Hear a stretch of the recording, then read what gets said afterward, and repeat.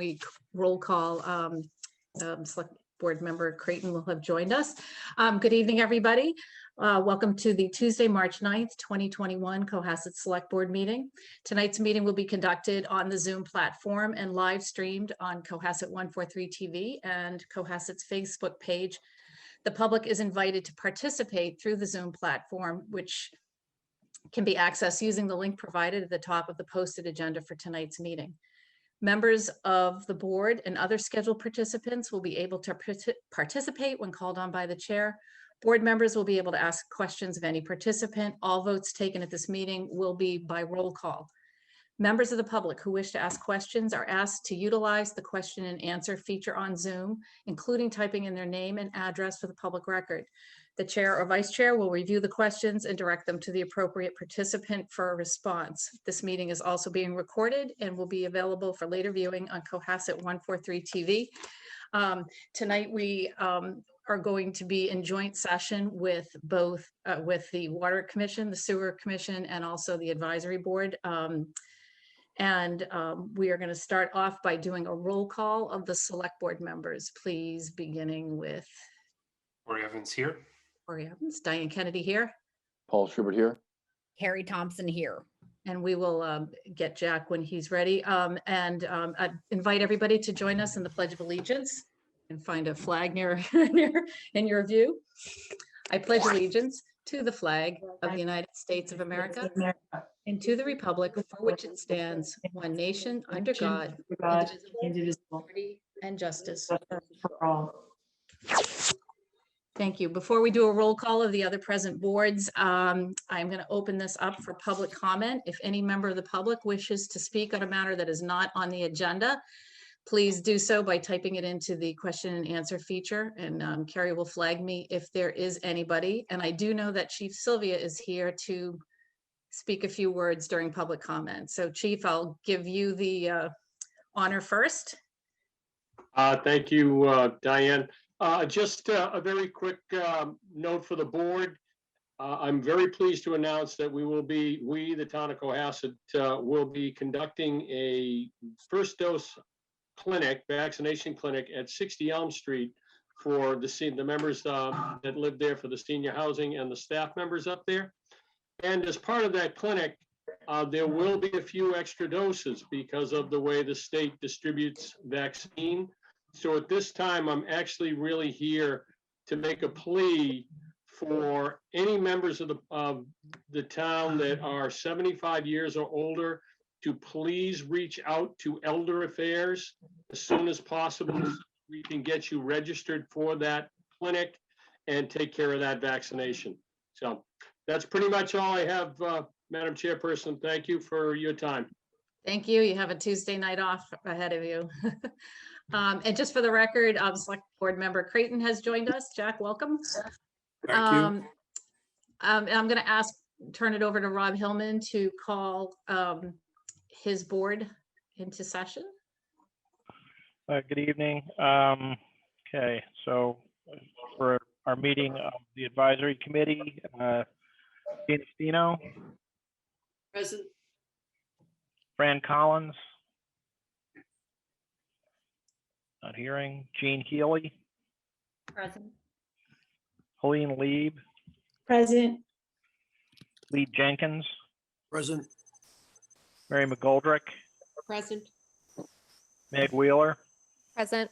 And Rob Hillman. I am here. Great. Leonora, is there a quorum of your board to call into session? Yes, there is. I see that. Thank you. It is 7:06. Leonora Jenkins, Chairman of the Cohasset Water Commission. I'm going to call our meeting to order. And we have Stephen Girardi, our Vice Chairman here. Steve, present. Unlocked. Doesn't have. Yeah, Okay.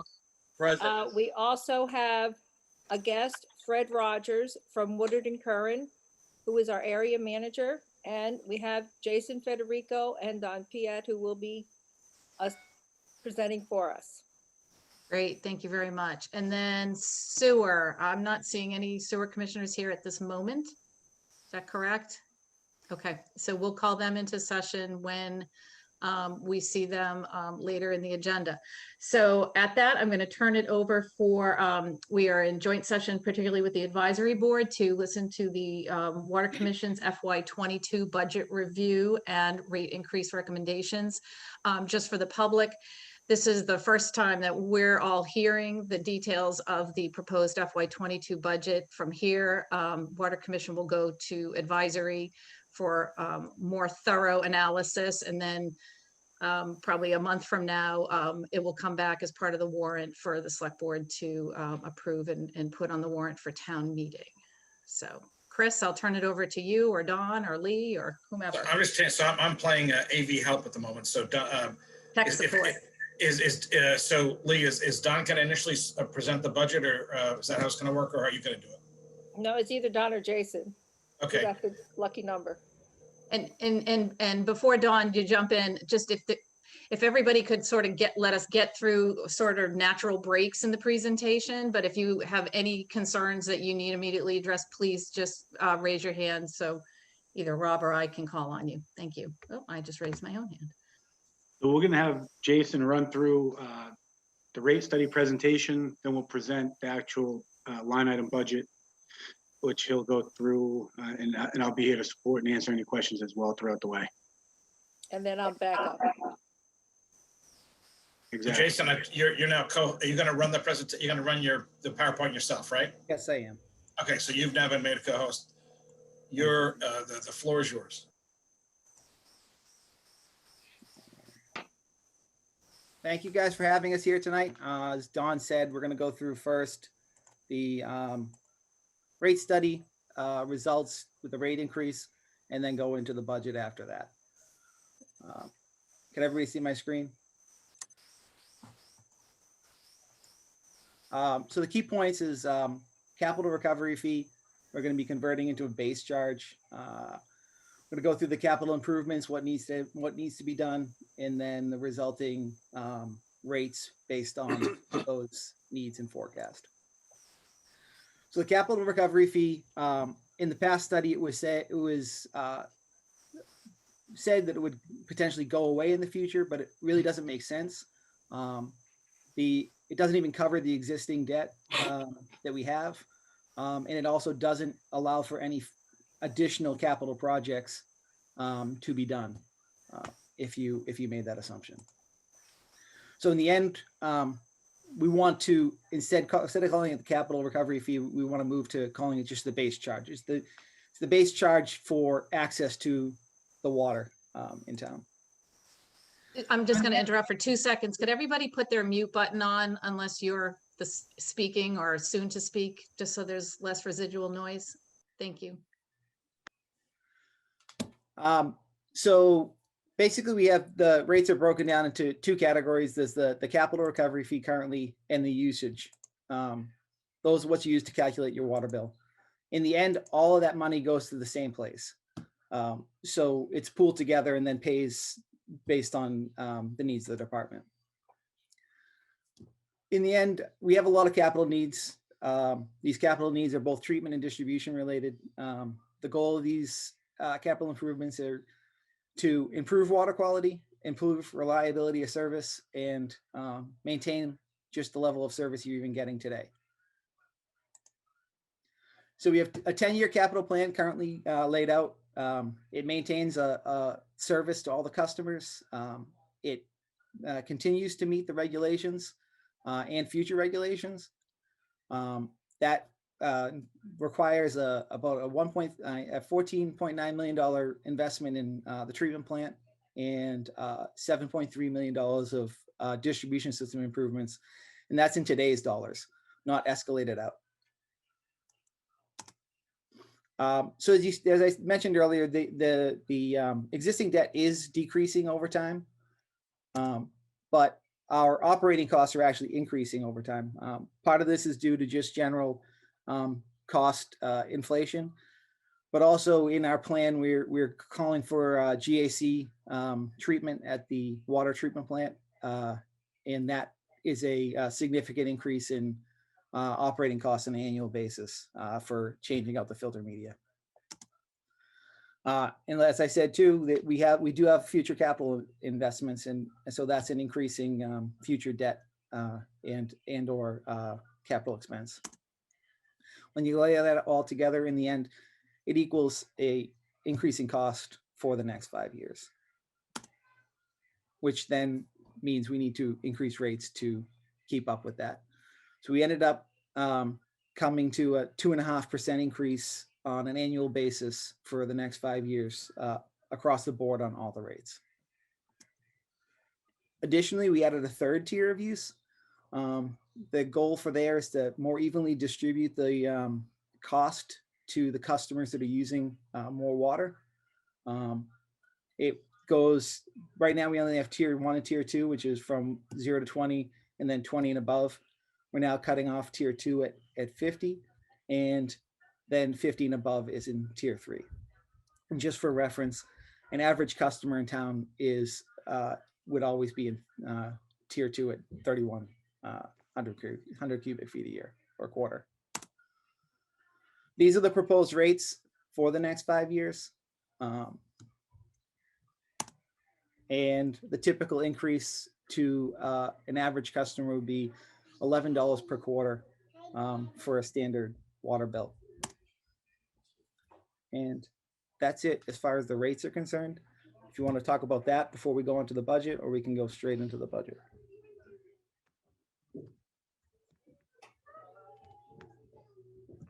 Yeah, I think I would like to entertain just some questions on the rate. So I'll start with Paul and then Corey. So with the bonding that's there, I know they're running at 4.5%. Is there an ability to either have a prepayment or refinancing of those bonds if they're municipal? I know they can't, but are they through a non-municipal bond? You're talking the existing debt or the proposed debt? Existing debt. I'm going to leave that question to Don. I'm sorry, Paul, could you repeat that question? So the bonds that are outstanding look like they're 4.5%. And I know most municipal bonds have a requirement that they're unable to be either prepaid or have a prepayment option. Is there a possibility to refinance those notes or to prepay them and issue another note? Well, you can't prepay, you're right on that. We can talk to our financial advisor about what our options are, which we plan on doing with the handful of authorized and unissued projects that we've approved over the last few years. So with the rates where they are, we are going to be talking to First Southwest to see what our options are. And if that includes a chance to do some refinancing, then that's an option. We have refinanced most of these already. And I don't believe there's a limit on how many times you can refinance, but that's something that we'll have to find out as well. Okay. That's a good question, and we will definitely look into that during our Okay, upcoming excuse discussion. me. I was under the impression that we have reached a maximum number of refinancing of the old loans, and the state was going to make it impossible to refinance more than once. And if we take a look at where we are with the work that we have done over the last 6 years, we basically have not gone out for any capital projects in borrowing. We were able to use our retained earnings and cash to pay for them. So what you're looking at in the debt is the old debt that has been moving forward. And what we're planning on doing when you see our budget, we have amounts moving into a capital account so that we are hoping to get some of our big capital projects paid for by cash, so we will not be going out for the borrowing as indicated. The last rate study did indicate borrowing for everything, but as I said, we did not go out for that borrowing, and we were able to accomplish quite a bit. I'm looking at the current debt, not future. Okay, no, well, the current debt, I don't think we can refinance it again. Doesn't hurt to ask a question with the professionals who are making that decision. So we will definitely reach out and find out if there's any opportunity, not just for water, but town side. Still some. All debt. Okay, but don't forget, that will also extend the debt out further than what it currently is. It does not do that. Really? So Okay. that's just obviously something that you'll get back to us on in terms of the current debt. Corey, and then Carrie, and then Jean from advisory. Corey, you're on mute. Yeah, I'll figure that You- out. How many, Jason, do we have any sensation of how many households are over that 50 tier? Tier Over 3? the 50, I can check. I can't remember. It was not a significant number. I want to say it might have been in the teens of a percentage. And these are all residential. These aren't commercial rates as well. They're just residential, or does everyone get the same rate? So everybody gets the same rate. All right. So some of those over 50s may be commercial Yeah. users. Okay. Mhm. And do we have any numbers about how much extra revenue that third tier is going to bring in? I mean, it's a pretty significant jump. I mean, basically every tier doubles. So I'm just wondering if this was, what the reasoning is, if it brings in enough revenue to cover the gap, but just wanting to kind of understand why the reasoning for adding another tier, that's such a big jump. It brings in approximately $300,000 a year, that third tier. Thank you. Okay, but hang on one second, Lee. I had called on Carrie next, but she was gonna read some of the public comments. I'm gonna hold all public comments just in case you're anxious to weigh in till after the two boards have had an opportunity to weigh in. So Lee, you wanted to follow up on the answer to Corey's question, and then we'll go to Jean Dippold. Yes, I did. Corey, I just want to make sure that you are aware that all town buildings only receive the tier 1. We do not charge the town buildings anything above tier 1. I regardless of appreciate that. usage. That includes schools, the schools as well. Schools, the library, Wonderful. the town hall, Okay, thank you, Lee. the Wilcott Center, they only get tier 1. Great, thank you. Jean Dippold? Hi, Jason. I had a similar question about the 3 tiers. You said the typical increase would, I think, be $11 per quarter for the water bill. Do you know what that number is for the tiers, including the new tier? It depends upon how much water you use, basically. So if the more you irrigate, the higher your bill is going to be. So it's hard to say. There's no So they're average high different in each user. tier. There's no average high user. You'd have to basically look at your last bill if you wanted to for your own sake and just do the math. So if you were a tier 1 user who didn't use a lot of water, let's say, because you had a small property, it's not clear what the average increase might be. Oh, so if you're a tier 1 user, you're looking at, I don't know, I have to do the math. It's a 2.5% increase realistically for a tier 1 user. So whatever your bill is today, it would be a 2.5% increase. Leonora? Yes. One other thing I want to bring to your attention. In 2013, before we did our last rate study, there were certain water commissioners who had promised the customers a decrease.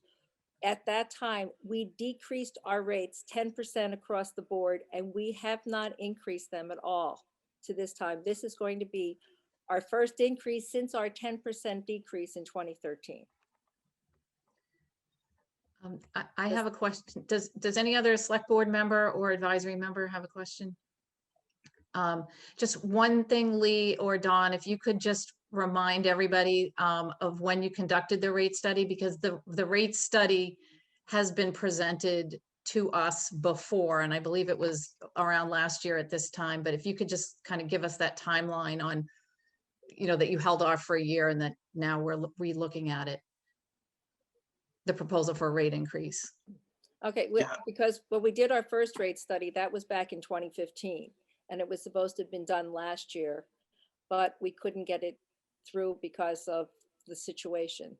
So we just tweaked this one slightly in order to make the numbers fit in the current rate study. If Jason or Don want to. We pretty much picked up from where we left off with all the assumptions that the prior consultant used that we could not present to town meeting because of the pandemic. We weren't able to really socialize it and really have a good opportunity to share everything with the residents and the public. So as you know, it put off for another year. Jason, myself, the Water Commission picked this back up during this fiscal year. updated assumptions based on the capital improvement plan, getting some more solidified numbers for project costs, which again, I want everybody to understand that this rate increase is heavily driven by capital needs.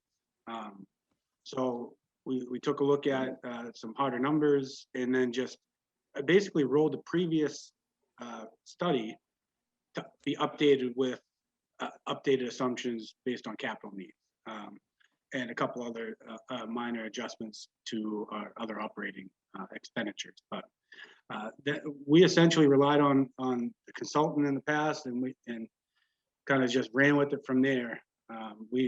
Jason and I and the Water Commission did a lot of work with that consultant, so we were able to kind of really pick up from where he left off and now be here in front of you presenting for FY22. Great, thank you. Carrie and then Corey.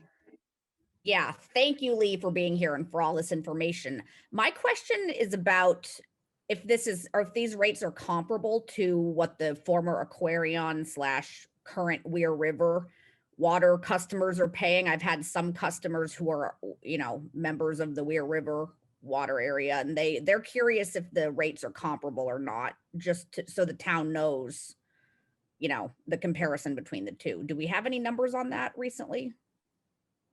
So I took a look. First off, it's really hard to compare system to system. Yeah. It's not a good metric because how other people maintain their system, customer base. But I did look at the numbers, and for a 1-inch water service connection with the increase, an average customer for us is $398. An average customer, same amount of water use in Hingham, Weir River, would be $384. So we're in the ballpark. Great. Lee, and then Corey has a question. Okay, we keep having this conversation about equivalent water rates. One thing we have to understand is what we're dealing with here. We are a very small customer base with a large surface water supply. Compared to Hingham, that has a massive customer base with a inadequate well field supply. Well fields take about 60% less cost than the surface water. It would be like if you went to a convenience store to do your supermarket shopping as compared to going to Shaw's. What would be the price differential? So you have to kind of compare apples to apples. And you can't say, well, here's over here and whatever. If you want to take a look at like a town like Norwell, all of these towns have mandatory water restrictions starting in April through October. We do not have that because we have the water supply. But we got proactive back in 78 and 79 when the town fathers put in the reservoir, the Bound Brook building, and also the water plant, so that we would have sufficient. And unfortunately, we weren't able to increase our base. We do have Linden Ponds where we're getting $350,000 a year selling water to Linden Ponds, because otherwise that project would not have been able to be built. I'm going to go to Corey and then Jack, and then assuming we can move on, we'll go into the budget, FY22 budget. So Corey. I've just got, I guess, some questions about the equitableness or whatever equity about the third tier. One of my questions is going to be, we talked about how many affected accounts there are, but my question is kind of, do we have any data about who those are? I'm specifically worried about increasing, a significant water increase for town businesses, restaurants or whatever. Also, I'm worried about multifamily houses that may be on 1 meter, where now you have an entire building that's now paying the third tier rate, which is significantly higher. So, there may be some buildings in town that have multiple units whose water rates are going to go up twice as high, and they're already paying a quarterly fee that's higher because of the size of their pipe. So I'm just wondering if that third tier is going to have negative effects that are unfair to some people, ways that you've worked to try to avoid that, if you've considered that, and where you've ended up with that concern.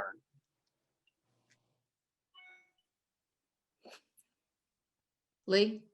All right, there's one thing that you said in your statement, Corey, about the multi-units. We have that unmetered unit charge and we have the capital recovery charge. When the unmetered unit charge was in, we gave people the option in multi-units that they could either replumb and get an individual meter for each unit, or else keep the 1 meter and stay on the rate. And we worked it out on average water usage so that the people in a multi-unit, they would be using twice as much water, but they would be paying half of the recovery charge. If you follow what I just said. I do, absolutely. And what about Instead the of rates paying then? 170, they're paying 85, but they're paying more for water, which makes it equivalent. Okay, but would they now be paying the third tier rate if their whole building kind of goes over that? I forgot what the number was. Jason made those calculations. Yes, that is the case, Corey. We can look into that portion. Okay, I For think those multifamily houses. It's a good point. And we can see if we can address it by having a different usage charge for a multifamily house. And see whether that's able to be accomplished. But the goal, yes, is more to get into the one problem you'd end up with though is if you have like a multifamily house and they are using lawn irrigation, and how do you come to grips with that piece? And they're not getting the third tier, but they are using lawn irrigation, which is the real goal of the third tier, is to effectively charge people for use that is not necessarily the best use of water potentially, as far as the state's concerned too, because we have a restriction of that 65 gallons per capita per day is our cap from the state. If we go over that 65 gallons per capita per day, then we have issues locally with the state on that. Okay, I mean, if you could get back to us on that specific concern, I want to be sure that this doesn't impact, certain residents, that may not be able to absorb the impact, significantly. Okay, thank you. Our businesses. Jack had the next question, but Steve Girardi, you had your hand up. Was that in response to this question, or? It was to bring up a point for the rate study, just for capital projects. Okay, do you want to wait till Jack Creighton asks his question and then I'll give you, okay. Let Steve All right, answer. go ahead, It's Steve. germane. Are you sure? Go ahead, quick. Of course I'm sure. Somebody ask a question. Some say I'm seldom sure, but this time I'm sure. Steve Girardi. Thank you, Diana. So one thing with the capital projects is the previous Board of Select meeting, Jason gave a presentation, a quick presentation about PFAS and THMs, and part of the rate study and a rate increase is to remediate these issues that could face the town, and any town around us that could have this issue, is us trying to be proactive and make sure that the water system delivers clean water to all the residents on the system. And to me, that's very important, just like anything. And for me, it's a number one goal for us is to remediate any PFAS or THM, and Lee can, she could speak to that as well, and Jason, but this is really important going forward.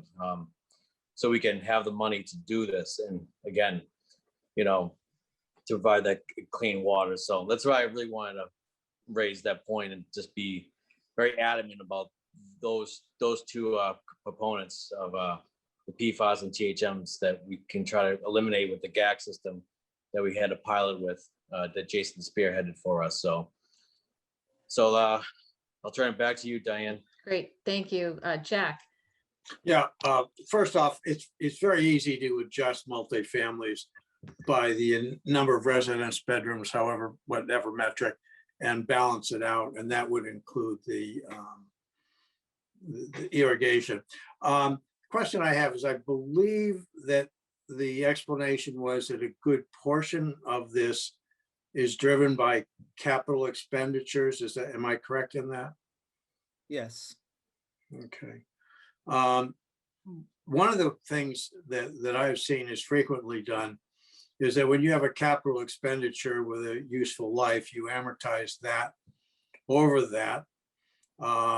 it would go back into the rate structure, obviously, but at interest rates at the current level, that might start giving the ratepayers some, perhaps hopefully significant relief. And I also think it's a good idea to continue making it very clear that part of the bill is not like the base rate. I think people will be better served if they understand that the base rate really is capital recovery. We might change the name a little bit so people will understand. And then when we take that capital increase into the base rate and then we finance it over, make it a self-amortizing loan, that we might have some, significant savings. In the study, we did all these 80 to 90% of the capital projects are borrowed for assumed 20-year or 20-year borrowing, I think. I have to look into it. It's either a 10 or 20-year borrowing for all of the capital projects. There's a few that aren't, but the majority of them are all borrowed. And so that would go into the base structure. Okay. But essentially, as Jason said before, the usage and the base rate all go into the same bucket. We don't have separate buckets of money that we're allocating to capital versus operating. So that the whole thought of this recovery fee was maybe a great idea, thinking about old projects. But as you mentioned, amortization, and we're paying off the old projects, it failed to think about ongoing needs. So there's still an ongoing need for capital.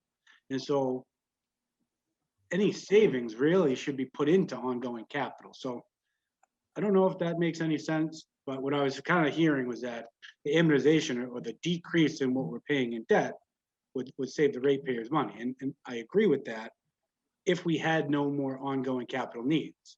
However, you decrease what we're paying on old bonds, but we continue to have significant needs. Again, just the GAC filtration system project, $3.6 million price tag. That alone is almost $280,000 a year over 20 years. In addition to that, the ongoing maintenance of that system is about $300,000 a year. So just that significant change in how we're looking to do our filtration, that adds almost $600,000 to our bottom line expenses, no matter how you kind of look at it. So I understand where you're going with that, Jack. I hope I didn't muddy the waters, but no, I think it's very clear. First of all, prudent budgeting would say you want to make it very clear what you're doing for capital projects. And then if you're going to spend that money and you can get it cheaply, you have to pay it back. But I think that might have some savings because interest rates are so cheap. I also think as far as the ratepayer, and that's who we are really representing here, the ratepayer. For the ratepayer, it makes it easier for them to understand what they're paying for. And they're paying for operations, and you're paying for the cost of creating this infrastructure. And I think that's a very prudent way to present what is, clearly it's a bill. Bills are unpleasant. Great. Lee, and then I want to move on to the budget because these questions will still play out as we discuss the proposed FY22 budgets. Okay, I want to just pick up on what Don and Steve said. Today, Jason, Steve, Fred, and myself participated in an hour-long roundtable discussion with DEP about this new pollutant that has arrived on the scene that is a national pollutant called PFAS, PFAS. And this is something that was kind of dropped on us. This is not something that would be normal maintenance. And as Don said, it's $3.6 million to set up the system to eliminate it from our water supply, plus the $200,000 to $300,000 yearly maintenance on it. And we don't know what regulations are really coming down yet because DEP and EPA are still haggling over whatever, and we are kind of at their mercy. So we have to make sure that we have enough income to meet whatever requirements they tell us we have to have. You know, and the same thing with this tier 3 that Jason put in. As he said, we're under a mandate of 65 gallons per person of use. When I first came on the board, we were doing 70, but then the state did a study and they said, well, you guys have water, but everybody else around you doesn't, and it's not fair. So we're going to make you just use 65 gallons per person, send your excess water to the ocean for the fish and raise your prices, because we don't want the other towns to feel bad. And this is what we're dealing with. So, and we're trying our best. Okay. Okay, do you want to move on to the budget? Yeah, I want to move on to the budget. I know there's questions from the public. We're just gonna ask you to hold off on that because once we talk about, I believe you're gonna talk about 2 budgets, one with a rate increase and one without, and then we can entertain public comment too. So, go ahead.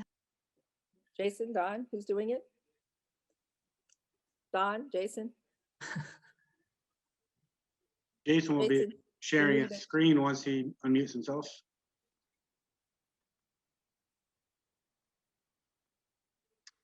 Muted. That's what happens when people are screaming in the background. There we go. So we're gonna just present the increase only for time's sake, and if we want to go over the non-increase, we can. So the assumptions for the income were a 5-year average of water use, and then projected across the proposed increase in the 3rd tier. All the other rates were increased by 2.5%, with one error I made on the hydrant fees. And we did not apply the increase to the cell tower rental income. And we also didn't apply the increase to Linden Ponds because they have a different metric for their rate increases. It's based on MWRA schedule, based on the agreement in place. That gave us a total revenue of 5.4 million. And then we had the generic, the majority of the increases were 2.5% on the budget line items, with some increase, some lines increasing slightly due to issues like, as Lee said, the PFAS. We had to increase our lab costs because we're going to be required to do a significant amount of more testing due to the PFAS regulations, and those tests are fairly expensive. But all in all, and we had our last contract renewal with Woodard and Curran this year. So it was their every 3-year increase in their line. So that's why contracted services went up this year and hasn't in the past. And also we have our, the big one is the transfer to capital, the 789,000. Some of that will go towards projects, being the engineering for the GAC and the chlorine conversion. So we're going to convert from chlorine gas to liquid chlorine. Chlorine gas is liquid chlorine is a much safer disinfection than chlorine gas. So that's the ins and outs of the budgets, if you have any questions on that.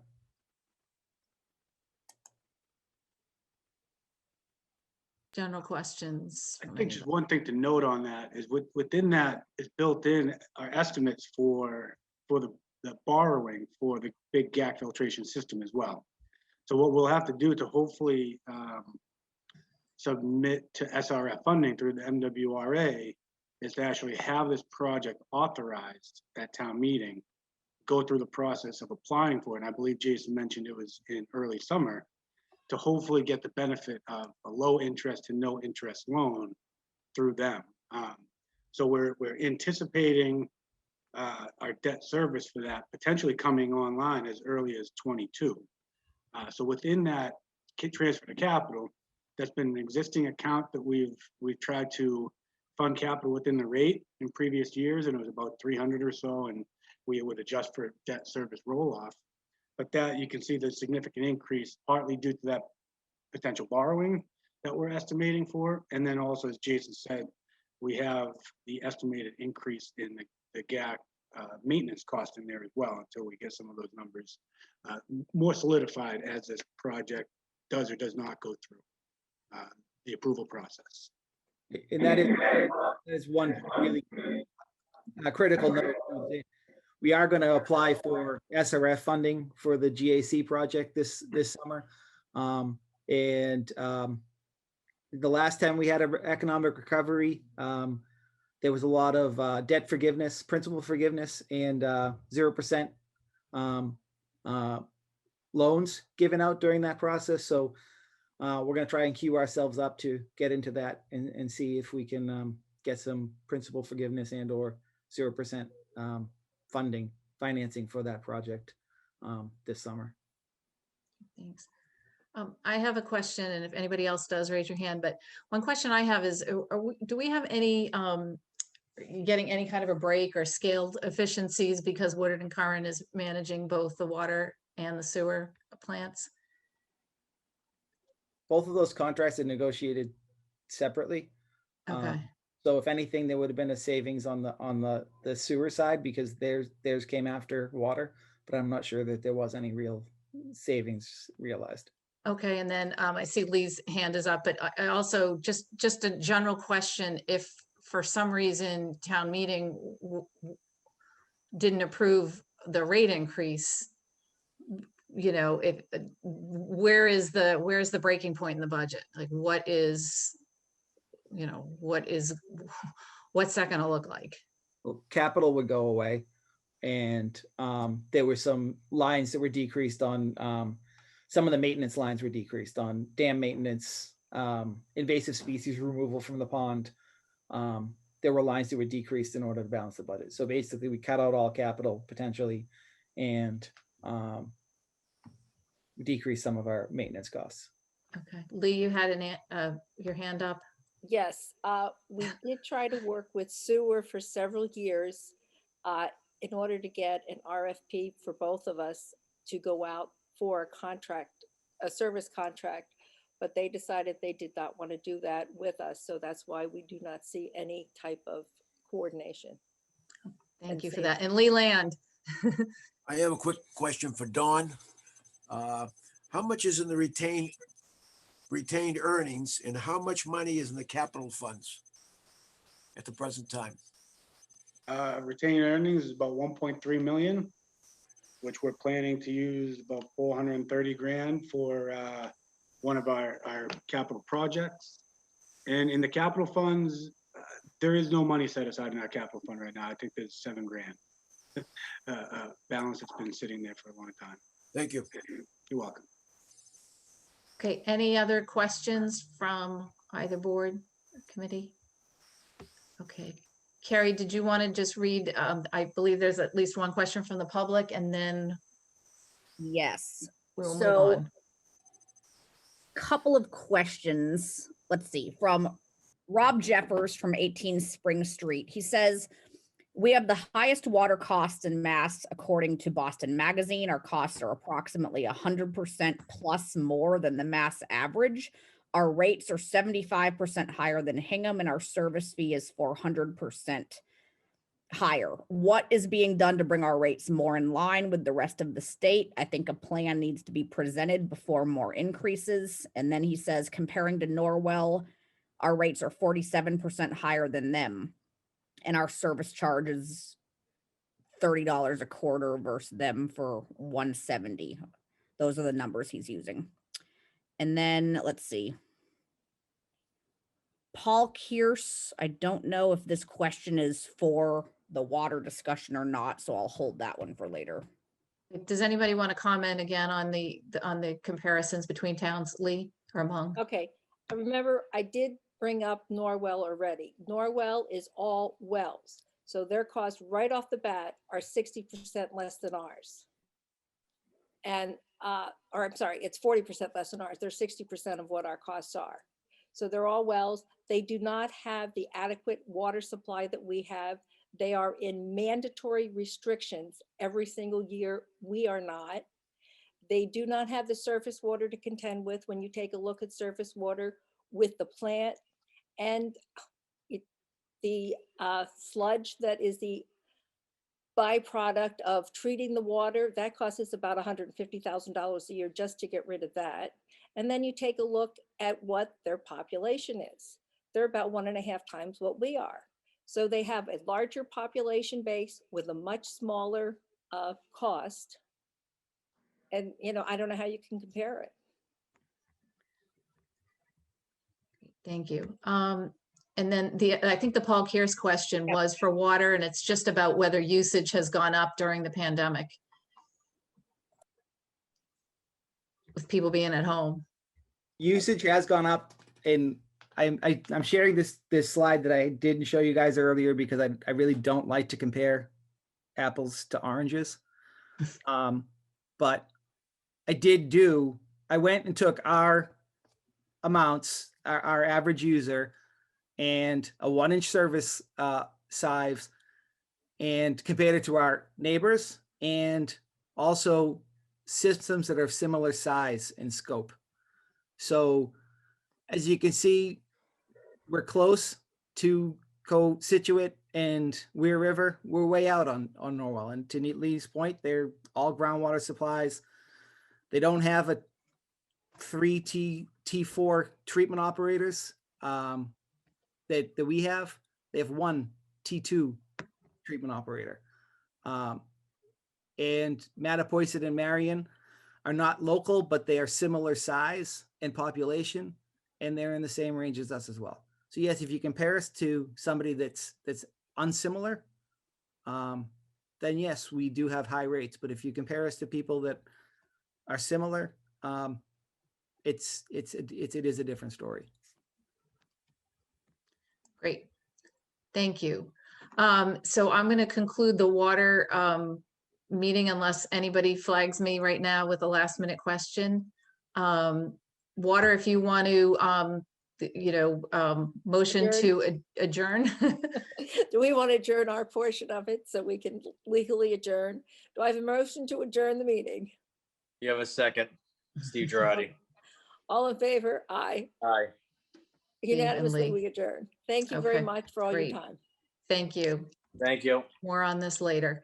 And then we've promoted 2 sewer commissioners. And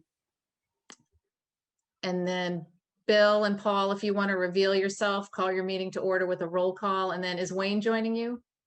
Yes, I believe he is. Last I heard that he was, so maybe we'll give him a minute and then we can Okay. start, if you don't mind. No. If not, we can start now.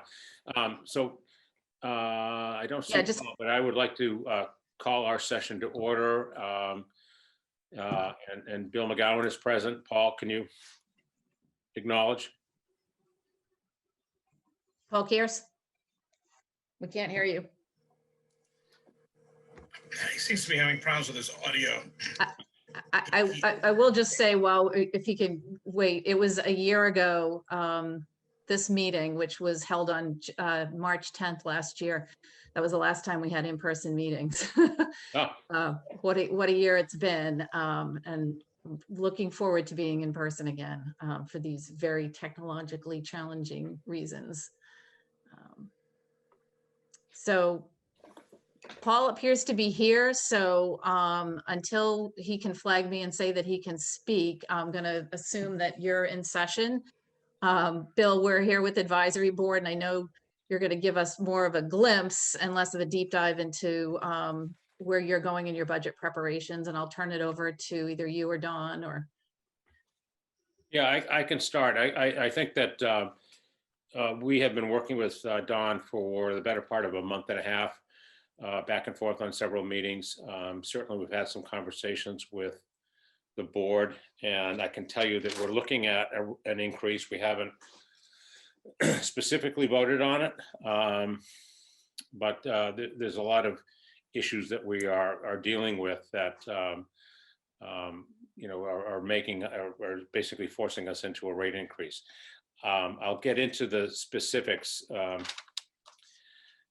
When we switched from Suez to Woodard and Curran in January of 2019, we went from a a company that was giving us,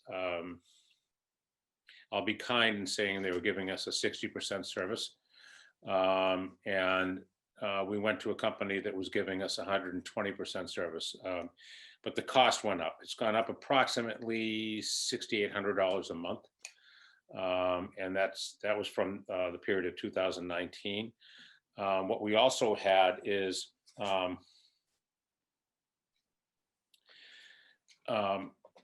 Suez used to buy our electricity and would incorporate the electricity within their cost.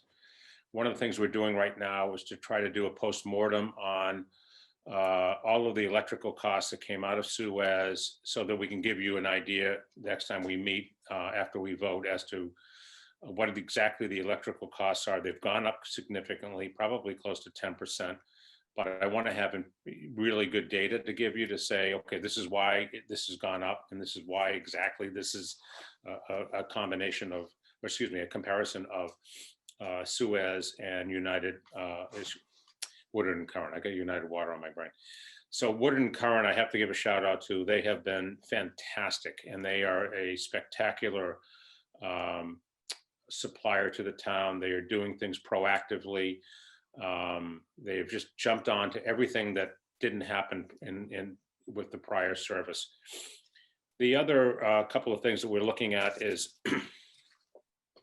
we have done, I won't call it a rate study, but maybe it is. We looked at all the different towns around us to see what they are charging right now to their sewer customers. And I'll go least to most. Right now, Situate is charging a $65 fee and a $5.24 for cubic feet. Cohasset is $9.51 for a cubic feet. Hingham is $12.36, and Hull is $15.05. So you can see there's a big disparity in that, and we've been trying to keep it down. What was the last thing I wanted to say to you? We have not had an increase since 2017. And in that time period, we increased just about 10%. I think it was 9 something. We don't like to increase, certainly, but we have had a deficit for the last couple of years. And basically because of all the things that we have. We've had a couple of sewer breaks in capital, so the capital costs that we've had to incur, both of them on Jerusalem Road, one at the top of Jerusalem Road and Main Street, and the other at the bottom, right at almost at the intersection of Jerusalem and Atlantic Ave. Those are things we have to pick up. So that's sort of a short story. We're doing some more homework. We hope to have enough information developed so that we can have a discussion and vote on next Tuesday's sewer meeting. And then we'd be available to the board to present a proposal as to what we want to do. Thank you. Before we move on to any questions or additional comments, Paul and Wayne, could you just say your name and that you're present so that we can check that roll call off our list of things? Paul Kears. Wayne, you're on mute. Wayne, you're on mute. Wayne, you're on mute. You're on mute, yeah. Wayne Sawchuk, present. There you are. Thank you very much. Thank you. Okay, I'm going to jump out with a quick question, which is probably more for Jason and Don and even Chris, but it relates to both water and sewer and the increase in costs and electricity. Have we looked at either of those sites? Are they plausible places for solar or some way to lessen the cost for the enterprise funds? Well, I will say that both plants are getting green energy analysis to see if we can't bring costs down with retrofits like lighting and things of that sort. And I do know, as I think all of you recall, at least on the select board, Diane, that the Alternative Energy Committee was looking at the water plant particularly as a site for potential solar generation, which would obviously add to the town's resiliency, but also potentially reduce rates for the water department if something could get built there. And I'd like to comment that electricity is almost our #1 cost. It's over $260,000 a year for the electricity at the treatment plant. Wow. Yeah, I mean, it would be great if there was some way to, bring that down for sure, and just in terms of your operating budget. Be environmentally friendly at the same time. So I'm going to open it up to any questions from the advisory board or the select board.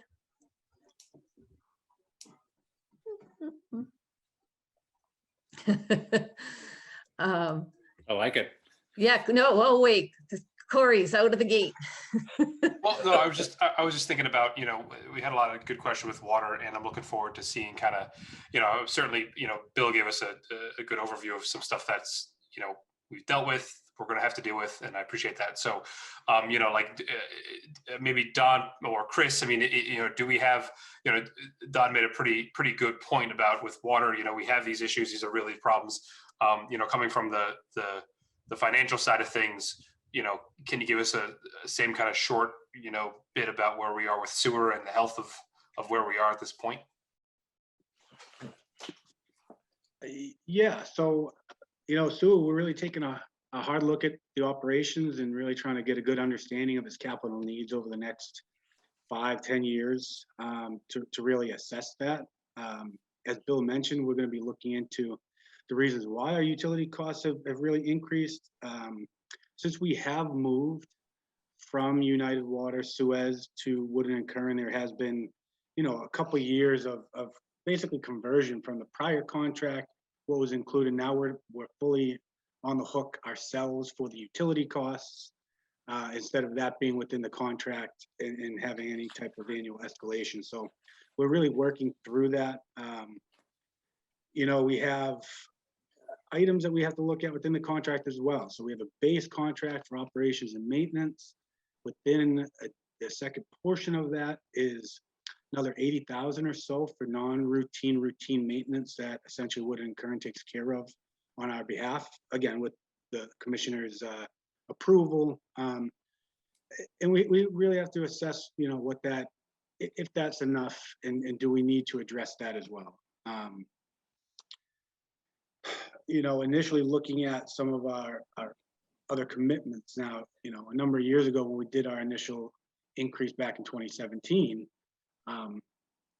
that understanding then, which was relayed to me when I started, was that, the main focus for that increase was to help fund capital needs and essentially put money aside to be able to pay for the membrane replacement in cash and not have to do any borrowing. So we've gotten to a point where that replacement has been done. We spent $1 million+ to fix that, and we're fully online. We're actually getting some SCADA work done, which is great, updating our system. However, that commitment needs to carry forward. I would think, if we had talked to the ratepayers in the past to approve an increase to cover our capital needs, I would think we'd have to continue that commitment. And if not, we'd have to explain what we're doing instead. So, preliminary numbers, we are still adding to capital, so that, in 10 years again, when we have to do a membrane replacement, we're trying to plan now. It's not at the same level as what we've contributed in the past, but, with other operating needs, we have to kind of sometimes shift our focus and really see what needs to get done now. So there's still things that we have to really, I think, wade through. Eventually, I think, kind of like what water did, is maybe do a multi-year look when we get some real good numbers for long-term capital needs. Right. But, the sewer commission has been doing a good job jumping in and just really trying to attack this year and years of uncertainty and changing things at the sewer plant. So we're really ready to address everything. Okay, I'd like to, oh, there's a crazy echo right now. I'd like to, if we're going to talk about this, also have a little bit of, have your eyes and have those numbers ahead in front of us, just like we had with water. I think that was a good way to look at things. So thank you. Absolutely. Paul has his hand up. I'll wait. Go ahead, Paul. So I guess the cost of the electricity is probably steep. I presume a lot of that is just the pumping mechanisms that are there, but, any other way to lower the cost with, basically low cost lighting, low cost high energy pumps, high efficiency pumps, or anything that could potentially lower the cost is one way that the schools looked at it. And I think they saved probably 20% of their cost of electricity by retrofitting a lot of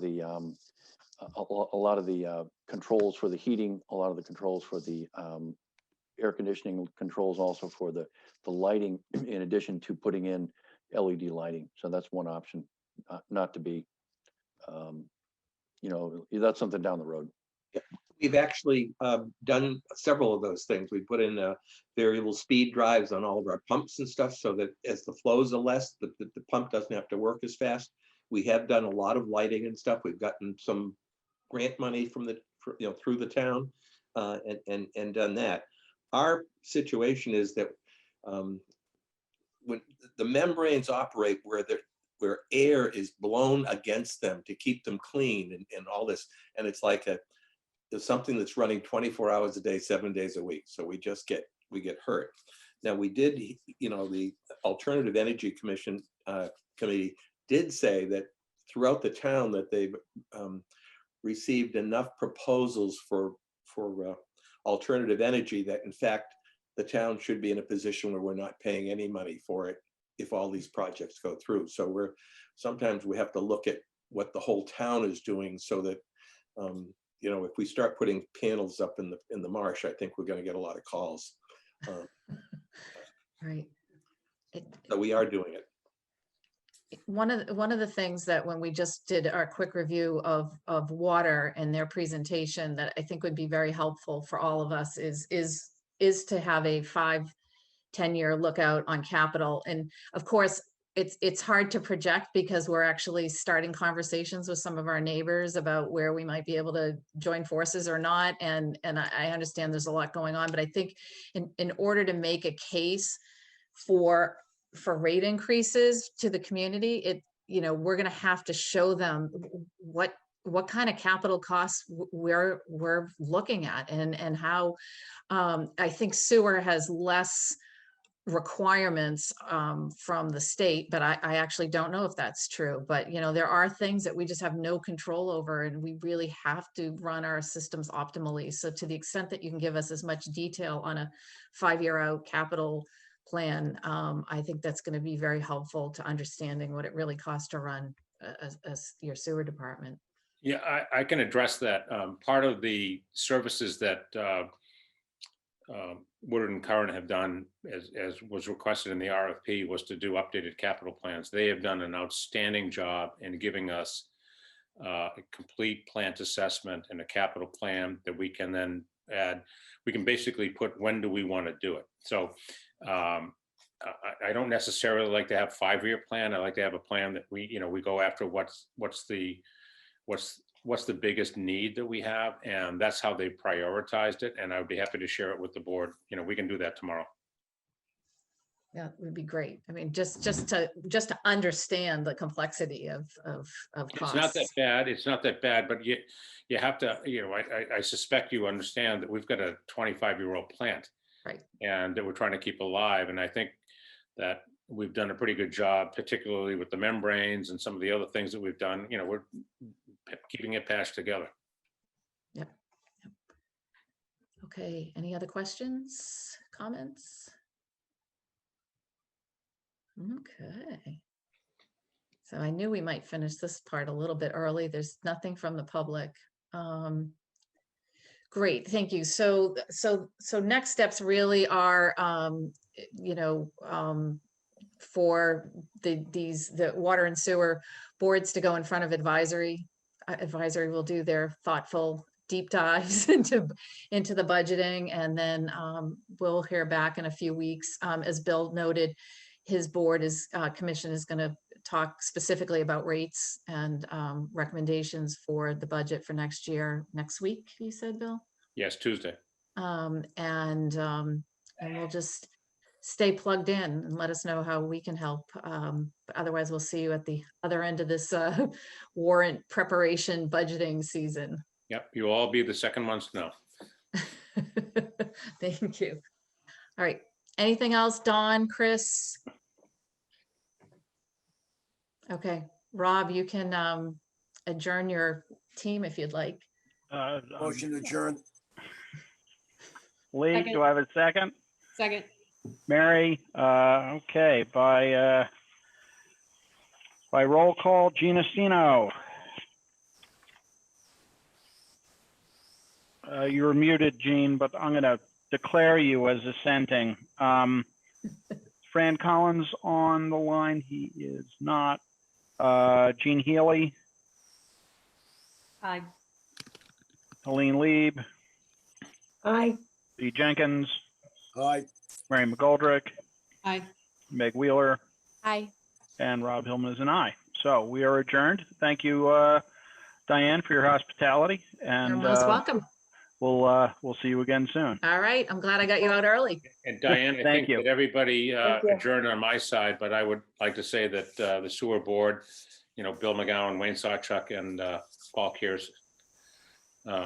They're here.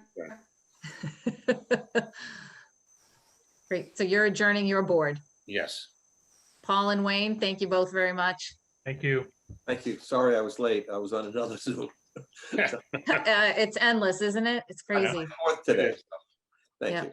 Thank you. All right, thank you, Thanks, guys. Bill. Good All right, night. bye-bye. So we'll let everybody drop off. And then it's just us. So we are a little early. The rest of the agenda, for the most part, I don't think is, hearing worthy. I don't think we need a 20-minute break and come back. I think we can easily, if somebody's willing to make a motion, amend it so that we start the town meeting preparation discussion now. Make a motion, we move forward the agenda so that we will discuss town meeting preparations and subsequent topics at present time. Is there a second? Second. Roll call, beginning with Jack. Corey I Evans, heard an aye. aye. Diane Kennedy, aye. Paul Short, aye. Harry Thompson, aye. Great, thanks. Chris, before you jump in, is Lauren or anybody joining? Oh, Lauren's here, I see her, I'm sorry. Just later when we discuss, hey, Lauren, just the planning board articles, because I'm sure there's going to be some questions there. So Chris, Yes. I'll turn it over to you. So you all should have gotten just a draft a little earlier this evening, which I will put up on the screen, and we'll just take a quick walkthrough of what the draft warrant looks like. I'll remind everybody that the citizens petition deadline is tomorrow, March 10th. At the moment, I am unaware of anything percolating out there, but that doesn't mean there isn't anything percolating out there. So let me put this up on the screen and we can take a quick look.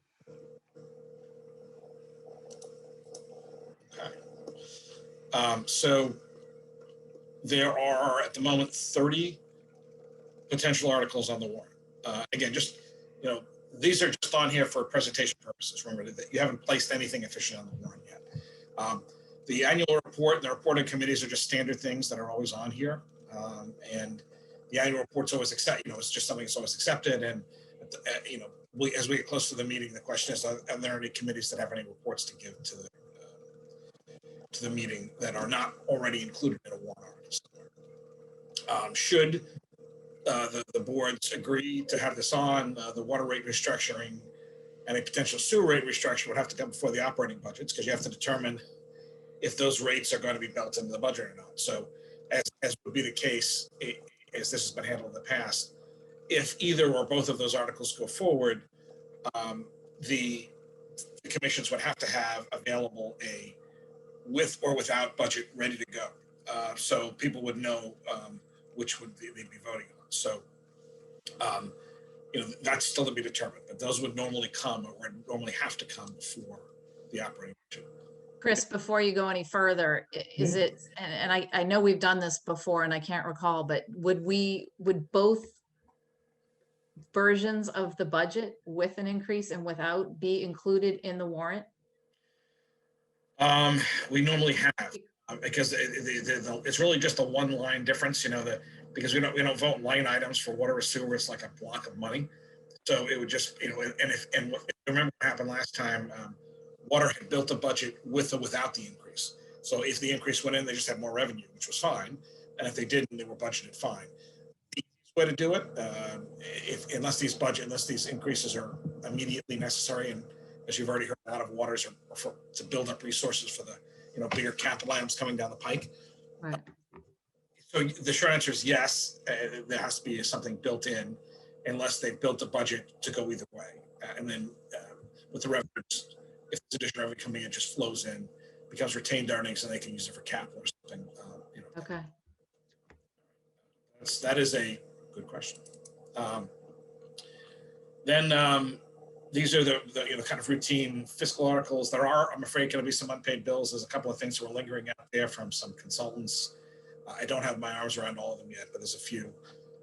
So we'll just deal with them. There'll be a few supplemental appropriations, most likely to balance out some budget lines, but nothing dramatic to my knowledge at this point.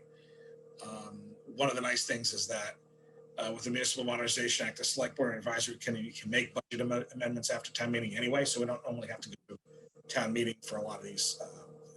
This will be the regular contributions. Don is polishing up some of those numbers. Those are something that advisory will see shortly, and so will you. Capital improvements budgets, they're grinding along. They met again on Monday, so they've made a lot of progress through that. So that's an ongoing conversation. Departmental revolving funds, this is really an annual thing now. This is part of the Municipal Modernization Act. Unlike the last couple of years, I don't think there's anything changing. So these will just be the routine ones that'll be back in here, the ones that the board's already adopted. There are going to be some one-time cost proposals. Those are also still being polished up, depending on how some of these things shake out. The annual Mass General Law, Chapter 91 liability in case there's any work. That's just a routine article. The additional real estate exemptions, that's a fairly routine article that has to be done annually. The CPC, again, they met last night as well, made a couple of major recommendation votes. They meet again in a couple of weeks, and they're scheduled to come in front of the joint meeting in 3 weeks. So hopefully that'll all be wrapped for that. I don't know if there's any rescission of unused borrowing authority. These are things when you authorize, we actually haven't authorized a lot of borrowing authority, quite frankly, recently anyway, but this is generally older stuff. You authorize $400,000, for example, to buy an ambulance that comes in at $385, and we never spent the 15, and it's just good to get clean it off the books. We do this every couple of years. It's on here because it was on last year's warrant. I don't know if this is going to be in or not. There's a whole town as a holder for town hall. That's a big enough conversation that would require its own warrant article. Lease of property water department. If you remember, Tanya Bedell and AEC talked about this, and they're still looking to go forward with this. I have to get a little more detail to finish this up. The amendments to the affordable housing have already been discussed, so that would be on here. There's a proposed tightening of the regulations about possession of alcohol by persons aged 21, under 21. The Class of Safe Harbor has been encouraging, so that starts to get a little more vetting, and then you'll all hear that as well. Chris, do you have a sense of when that might, because I've been in touch with Safe Harbor has asked about coming onto an agenda for some other conversations, and I just wonder if that should be part of this. Yeah, I'd line it up. I'd make sure that we can line it up all at once. At this point, I'd say probably the 23rd is what we're looking at, maybe. Okay. Do it sooner, we'll see. I have to follow back up with council. Okay. The data, so the South Shore Vote Tech, they come from time to time for various things. We're looking to borrow about $19 million to do a variety of renovation work at the school building, and they need to get all of the component towns to approve this. Donna's had a good conversation with their superintendent, and he's been keeping us in the loop. We're scheduling him to come in front of advisory later. There won't be a short-term impact, but there will be some impact to the town. It's based on our percentage size, so it wouldn't be a lot because it's spread out over, I want to say there's 10 of us that are participating in the VOTEC right now. And this is stuff that they feel they need to do just to upgrade the building. If anyone's over there, it's a big plant. Corey has a question, looks like Diane. Yep, go ahead, Corey. No, I just wanted to say, I think VOTEC going forward is going to be more and more a thing that the whole community is going to rely on. And that's, being part of that is important, especially, and this is important for everyone to know. It's not just the normal things, I mean, is coding. I mean, these are, the next wave of entry level jobs are going to be in computer science, and you've got whole programs in IT and system technology that VOTEC is offering. And so that's just, I'm glad we're part of it, and I'm glad they're investing in it. So I just wanted to throw that out there. Not to digress, because you brought it up, a number of years ago, we actually had a visit by the board to the VOTEC. That's been obviously impossible, but once, maybe by the fall, when that's possible again, if anyone wants to go over, I was illuminated. It was not my VOTEC or anyone's vote, right? That's a very different world. That's a good way to phrase it. Correct. Nursing, architecture, robotics, you're right. I mean, there was auto shop too, but it was pretty high tech auto shop, because cars these days are high tech, right? And so again, if the board wants to do that, just circle back later this spring, and we could talk to their superintendent. They also have a great student culinary program, by the way. So you noticed? Yes. We should also get them like a heated waiting area in town. That way the people that are on the 5 o'clock bus in town aren't freezing. And by the way, they bus depot. The selectmen's, unfortunately, the dais you haven't been able to sit at for quite a while. That was built by the VOTEC a number of years ago. And they've partnered on a number of things with DPW, and we're working to partner to build a new building for the harbor master. So, they've done a lot of great partnering work. And George Cooney is the town's representative. Representative, yeah. So again, maybe having him come in he'll be coming in anyway for this presentation, but yep, great resource too. So let me put the screen back up. Thanks for that. That was a very good digression. And then now we're going to go into, so I'm going to stop. There's a bunch of zoning articles. So Lauren's going to talk about these, but there's 10 of them. And they have, so she's got to talk through them. Some of them, a number of them are from last year. Some of them are, and many of them are comparatively minor.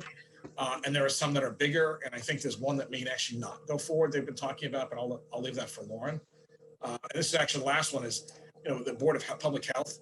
It turned out changing the name wasn't as easy as we had thought.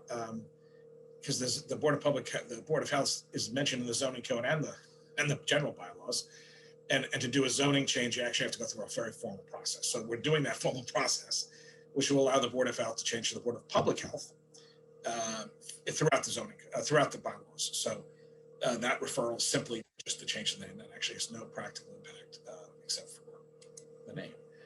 So what's happening? And again, I won't jump ahead of Lauren except to talk about scheduling. So, what's about to? Any questions about the warrant, by the way, for me at this point? I just have one question, and I see Paul has a question. But Chris, what about the discussion that I read about FEMA in the maps? Is that something? Yeah, that's on there. That's Lauren's going to cover. Yeah, and that's a recurrence from last year. If you remember the whole thing, right? We're in the Cape Cod watershed, I think it's what it's called, or something like that, and.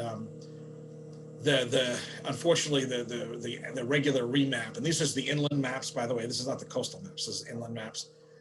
They got caught up in COVID, and eventually the federal government realized that we couldn't have town meetings. It wasn't just a matter of having a meeting like this, so they kicked it all back a year.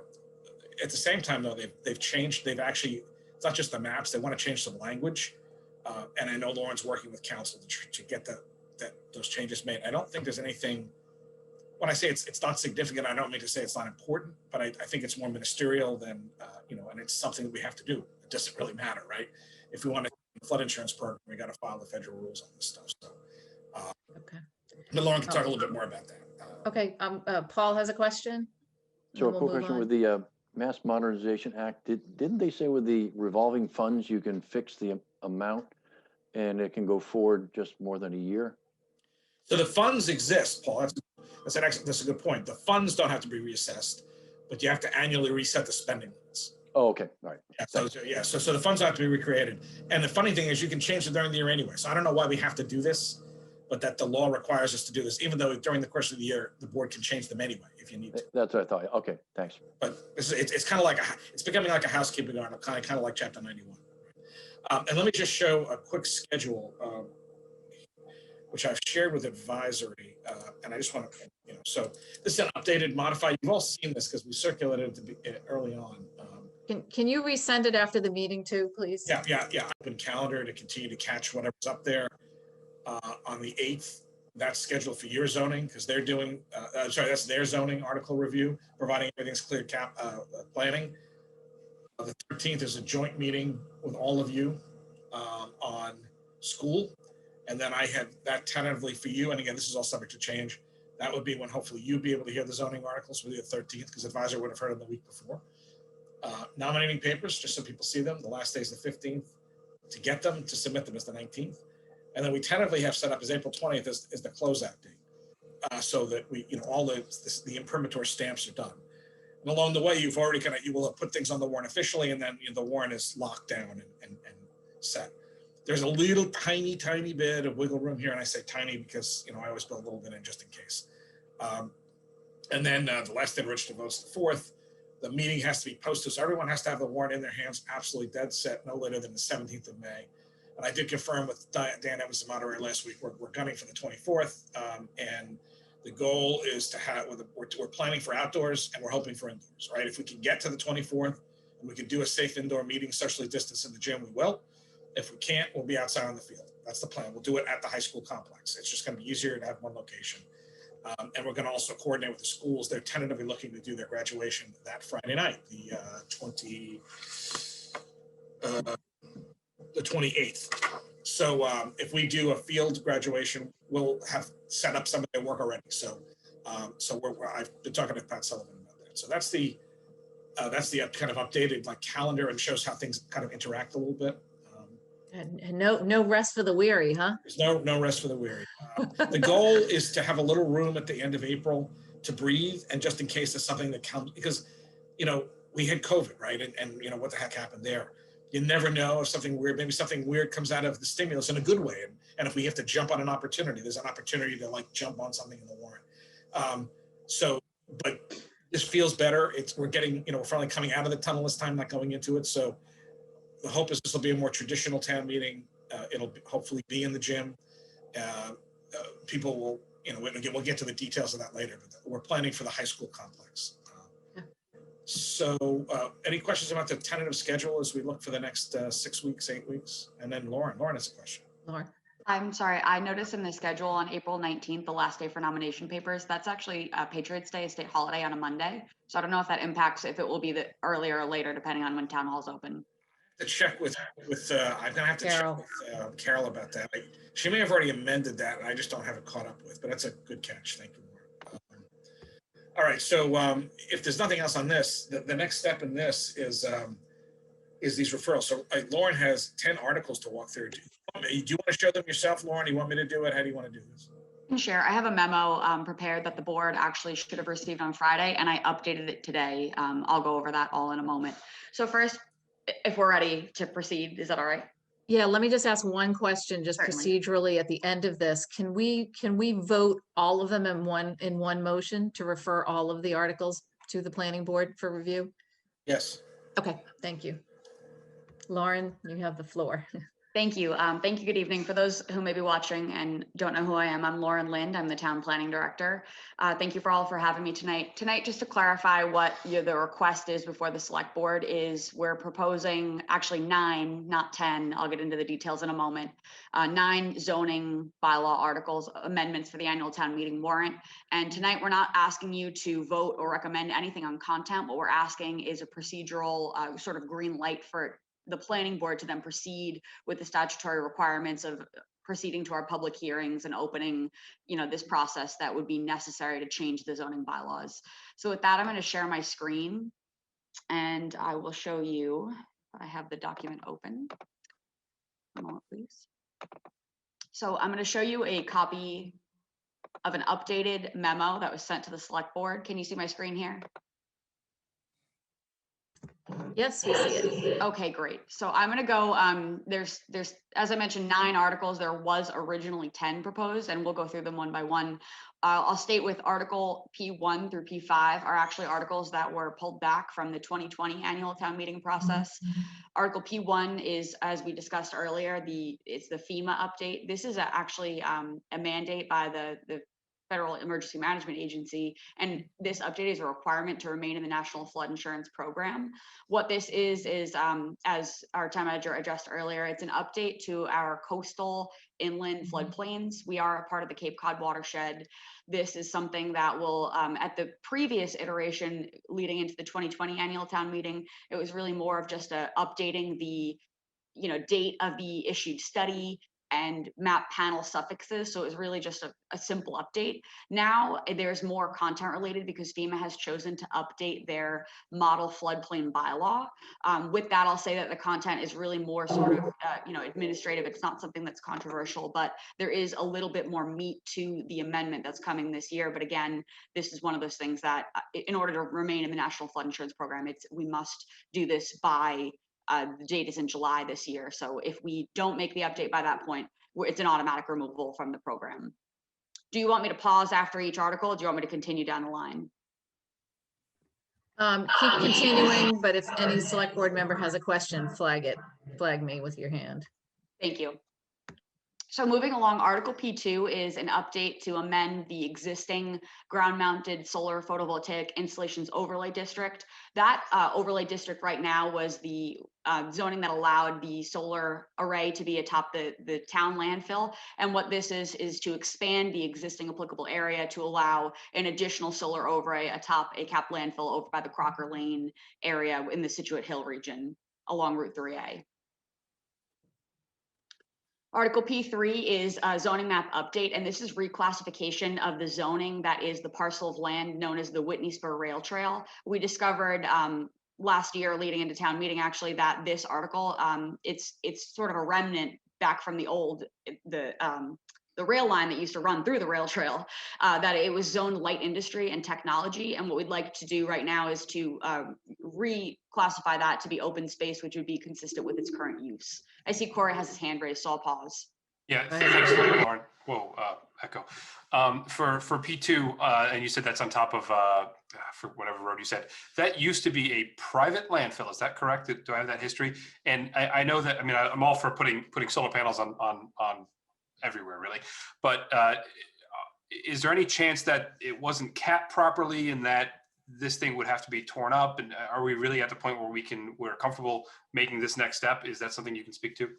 So I can't speak to whether it was capped properly. I would hope and be under the assumption that it would have been, but I will state that this isn't a by right amendment, that this is a special permit process that they would need to come through and have proper peer review and engineering review of their proposal before it was approved. This would just allow the applicable area to be expanded to include that parcel. Okay, thank you. Through the special permitting process, right? Yeah, correct. Got it. Okay.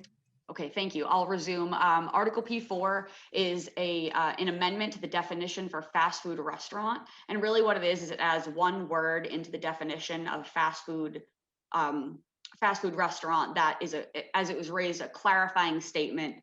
This was suggested by the zoning Board of Appeals actually leading into the last town meeting, and we're just looking to resume and bring this back for this town meeting.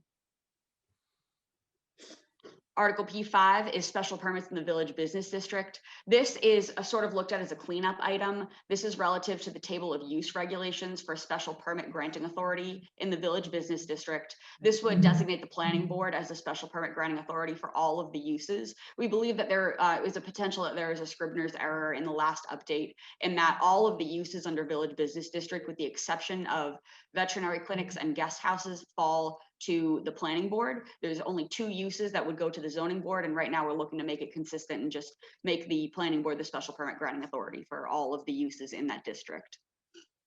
Article P6 actually is the article that is being withdrawn.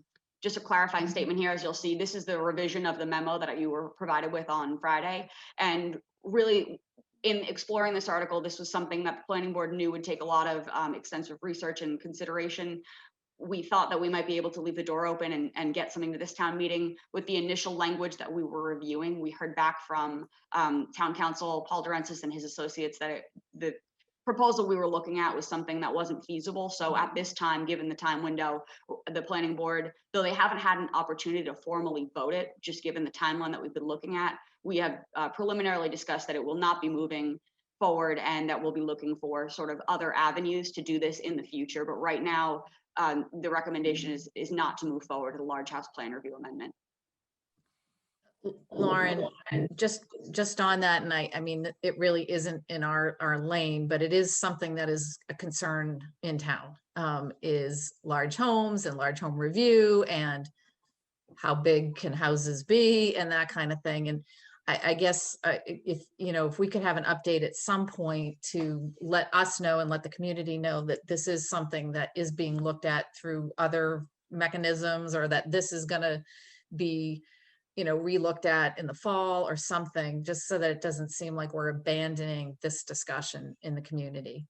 Absolutely. And it certainly will be. What I can say as an aside right now is that the large house plan review, as it stands right now, it's not being repealed. There's nothing being proposed to modify it. The planning board and also the zoning bylaw working group of the master plan implementation committee have had extensive discussion and will continue to. The advice that we received from town council was, you know, the sort of Band-Aid we were looking to put on the bylaw as it is, it would really be advisable to look at the root of the problem, in which we might be sort of talking about our dimensional standards and things like that. So it's a large and meaty conversation. It's not over, and it is very much continuing to move forward. But at this time, it's just premature to come to this town meeting. So we would be happy to update you in a more substantial context at a you know, upcoming date. Great, thank you. And Corey, you had your hand up. Did you put it down? Yeah, I did. Thank you. Okay, great. Lauren, continue. Thank you. Articles P7 through P9 are actually new proposals brought forth to the planning board by the Master Plan Implementation Committee's zoning bylaw working group. The first is Article P7, which would be a use variance amendment. And what this would essentially allow is be the proposal to eliminate the absolute prohibition of use variances. Right now, it's a prohibition of variance of use, and this process would allow for a special permit process through the Zoning Board of Appeals to occur. Article P8, land alteration amendment. This would be a vote to amend the existing bylaws regarding earth removal regulations, so that it would include and encompass clearing activities on undeveloped lots, as well as the subdivision of larger developed lots for redevelopment. And then Article P9, again, we refer to this as another sort of cleanup item. This would be the formal sunset of the senior multifamily residential overlay district. And so the background on this article is that the SMROD, as we call it in acronym form, it exists in the zoning bylaws, and it was amended to include a sunset provision that was triggered by a development that actually, after permitting, never came to fruition. But because of the sunset trigger being enacted, the zoning is no longer usable. However, there's been sort of a legal inconsistency in the sunset provision, the way it's established right now. So right now, the zoning still exists in our bylaws, but it's not usable. So we're proposing to just remove it and clean it out of the bylaws. And then finally, Article P10 is just the proposal to modify the zoning bylaws to be consistent with the general bylaws, in the instance that every mention of Board of Health will be changed to the Board of Public Health within the zoning bylaws. So with that, I'll stop sharing my screen and I'll take any questions that you may have. I had a question just about that P10. Is that me echoing? Lauren, I think it's Lauren. Is the, I guess I wondered where Board of Health is mentioned in the zoning bylaw, but now I'm already thinking of things like if you're having animals or, you know, and that kind of thing. So that's what it is. I was like, how does public health have anything to do with zoning? Yeah, But it's more places than you think. yeah. I did a quick search, and I think there was at least 8 of them. Fundamentals west or east of 3A. Right, and I had a call from a resident this week about a hearing at the Board of Health relating to animals. So, yep, there's the answer. Carrie has her hand up.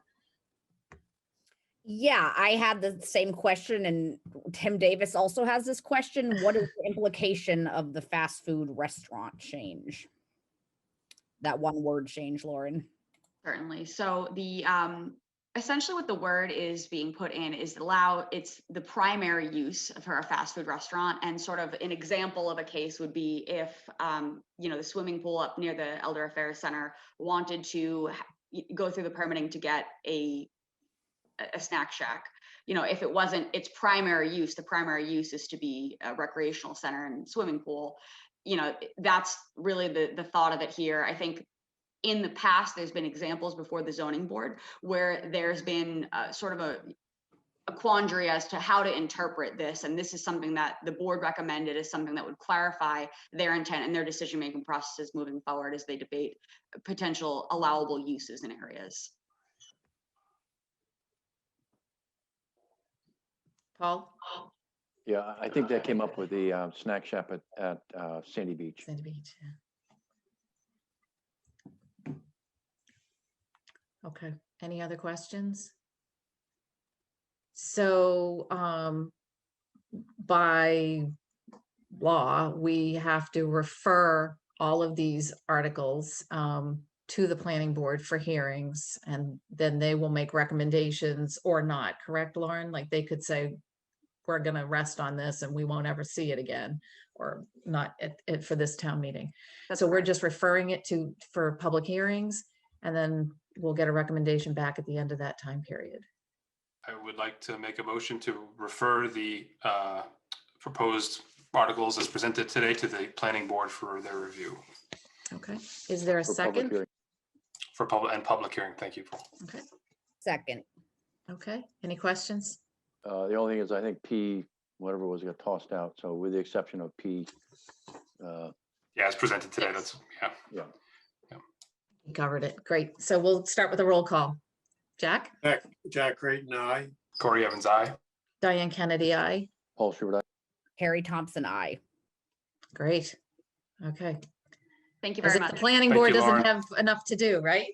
I'll be back soon. Thank them. Thank you. Thanks, Lauren. Okay. Okay, we are very pleasantly ahead of schedule. So next up is committees and appointments. Carrie and I had kind of hoped to come to you with some semblance of a beginning of a process rewrite or a committee handbook reworking or whatever. We're not prepared to do that. What I will say is, and I'll let, I took notes when we discussed it at the last meeting. The committee handbook is actually where almost everything we need to consider exists, with the exception of the approval process, which is what I really think we need to spend some time tending to. So I will forward everybody after this meeting the committee handbook, which is anybody can get online on the cohassetma.org website as well. But I would ask the board members to just kind of give it a look over and see if there are things in there that you want us to massage, edit, think about, and then we will have a more substantive conversation whenever we can fit it on an agenda that it takes priority. But it is the time of year where we're hoping to get, you know, we're seeing people rolling off committees, and obviously a lot of these working groups are really needing to be populated. So you know, no time is too soon. Carrie, do you want to weigh in at all? Yeah, I think that this is really important, and I'm hoping that it can finally help us start recruiting more people to be on committees, especially new people. I know we have a great group of very devoted citizens that are really involved and actively involved, but it's consistently the same names and the same people that are weighing in the town. And I know that we've worked on this before. I know this is something Corey and I have tried to work on this past year, but we really are trying to figure out how to be more inclusive in terms of welcoming new voices onto committees where they haven't necessarily felt welcome before. And then Chris, was it you or Corey mentioned to me just about maybe doing some PSAs going forward through the spring?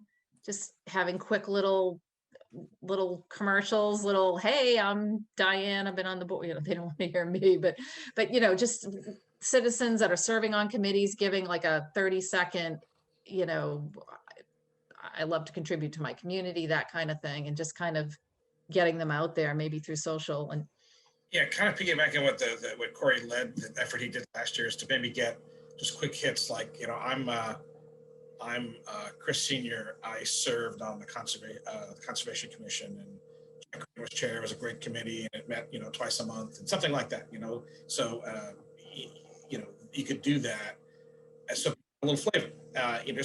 Just someone saying, hey, I served, it took this much time, it was really a lot of fun, or I really learned a lot about this, or it really took a lot, I really needed to, something just, so it's more than just reading something, right? Yeah.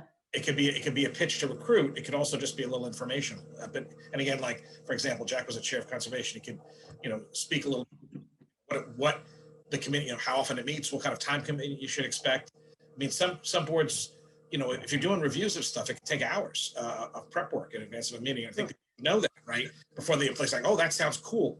Then you find out, well, it takes 10 hours of reading Gotta work. our meeting, exactly, right? So, and that you don't really see that in the committee handbook so much, and Right. and it might be kind of, if people are willing to do that, and it could be current members or former members of boards, just, it could be just a 30-second, 60-second video. I mean, Yeah. we can pop them up there. May I point out the obvious, if this is to be effective, some of us who've served on boards might be forced to lie. Not lying. No, we're giving Oh, Corey excuse the, me, I wasn't on mute.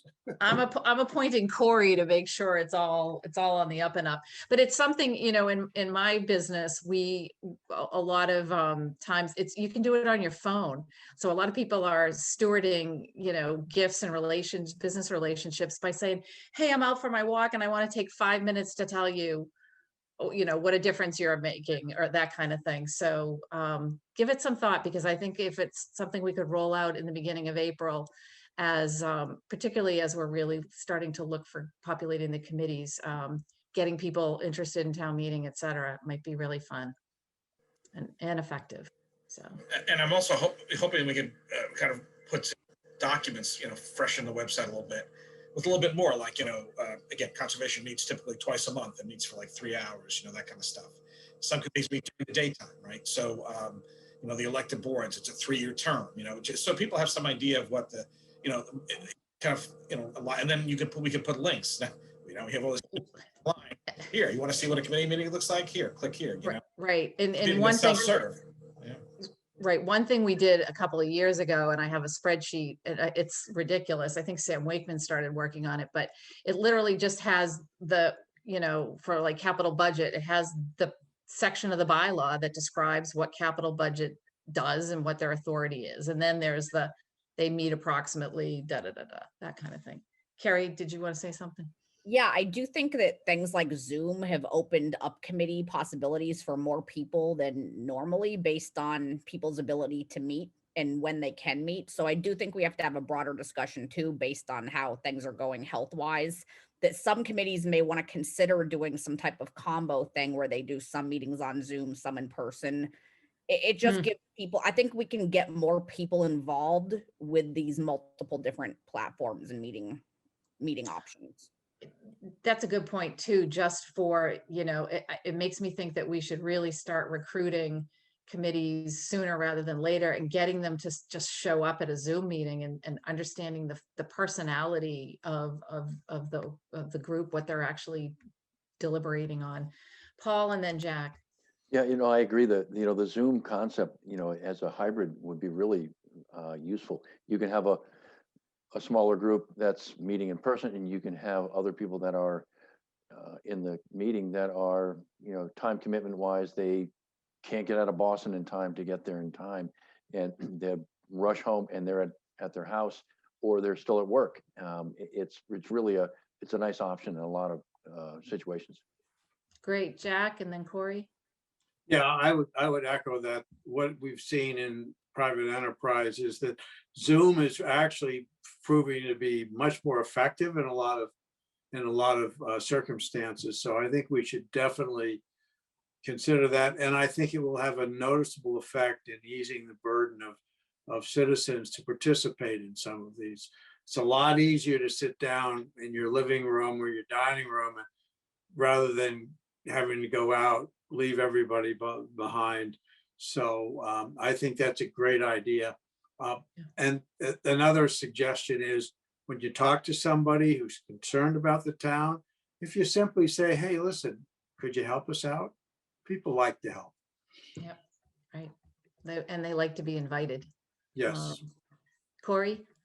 Yeah, and I want to, I agree and I echo what everyone's saying here. One thing I do want to put in everyone's mind is that this conversation is really relates well to the town hall discussion, because, if you're going to ask or offer the ability for citizens to have these hybrid meetings, we have to have the facilities to host them, and the new town hall project has a lot of meeting rooms and of different sizes. And, if a citizen can book a meeting room for 3 or 4 people, and that room is equipped with the technology which allows them to have a hybrid, that's really important.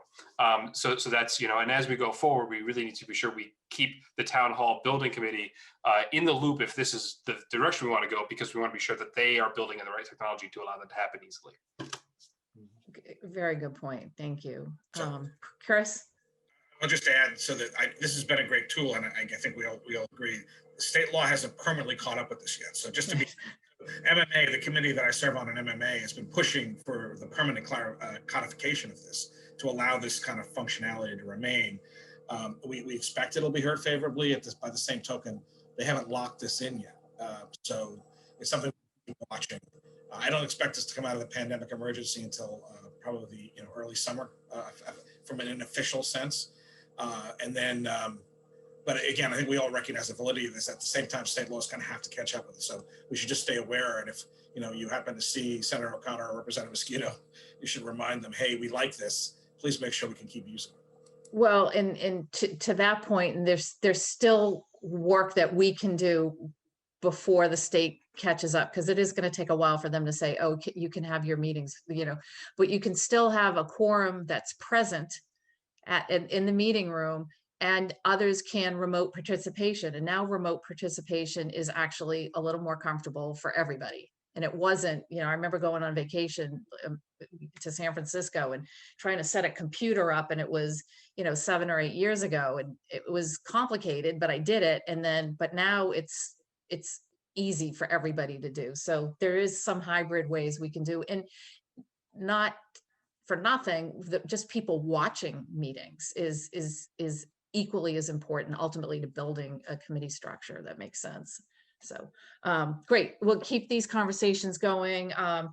Carrie and I will try to tee up some deeper dives into workshops, but obviously preparation for town meeting is primary, and we'll try to do as much of this kind of at the end of meetings and things as possible. Secondly, next up is the Harbor Committee Governance Working Group proposal. So the Governance Committee, we approved a charge a couple of weeks ago for the Implementation Committee. This implementation, what is it called? Infrastructure Working Group. This is the Governance Working Group from the Harbor Committee. We were sent a draft in our packet. I made some edits. I'm not suggesting that we approve it tonight. I would like to just kind of approve it at our next meeting. But I sent a revised version tonight, which basically just, instead of saying they were going to work on creating a waterways commission, I softened the language with Lisa Hewitt from the Harbor Committee's guidance. She actually made the edits on it because she had originally drafted it, and I talked to Tim about it, and also Jack, who's the liaison. Basically just to soften it a little bit, to research and investigate and present recommendations for various governance issues. And this is going to be a year plus committee. They're going to be working over the next year to find out whether things need to get changed in the bylaws or whether there should be a different structure proposed. So I just didn't want it to be prescriptive. I wanted it to read more like it is, a working group looking at what makes sense going forward. So I don't know if anybody has any other input that might help refine the language further. And I know Tim Davis is in the audience. Jack, and then Corey. Well, I think we should certainly hear from Tim. And I think it's probably made some sense to soften the language. I think rather than a list of things that they're going to do, like establish this or establish that, there should be just a list of various bullet points for consideration. I'm not comfortable with a lot of things on there saying that's what we want to do, and we want this working group to establish the rules and regulations to Right. do that. This should be just a list of things, not exclusive, for them, to consider. There's a lot of kind of embedded, implied authority in the language here, which I don't think we're comfortable as a select board at this point approving. Yeah. Corey, and then we'll hear from Tim, who's chair of the Harbor Committee. Yeah, not to take up too much time. I just, part of the prescriptiveness of it, I mean, I do think there are, high priority crisis level things.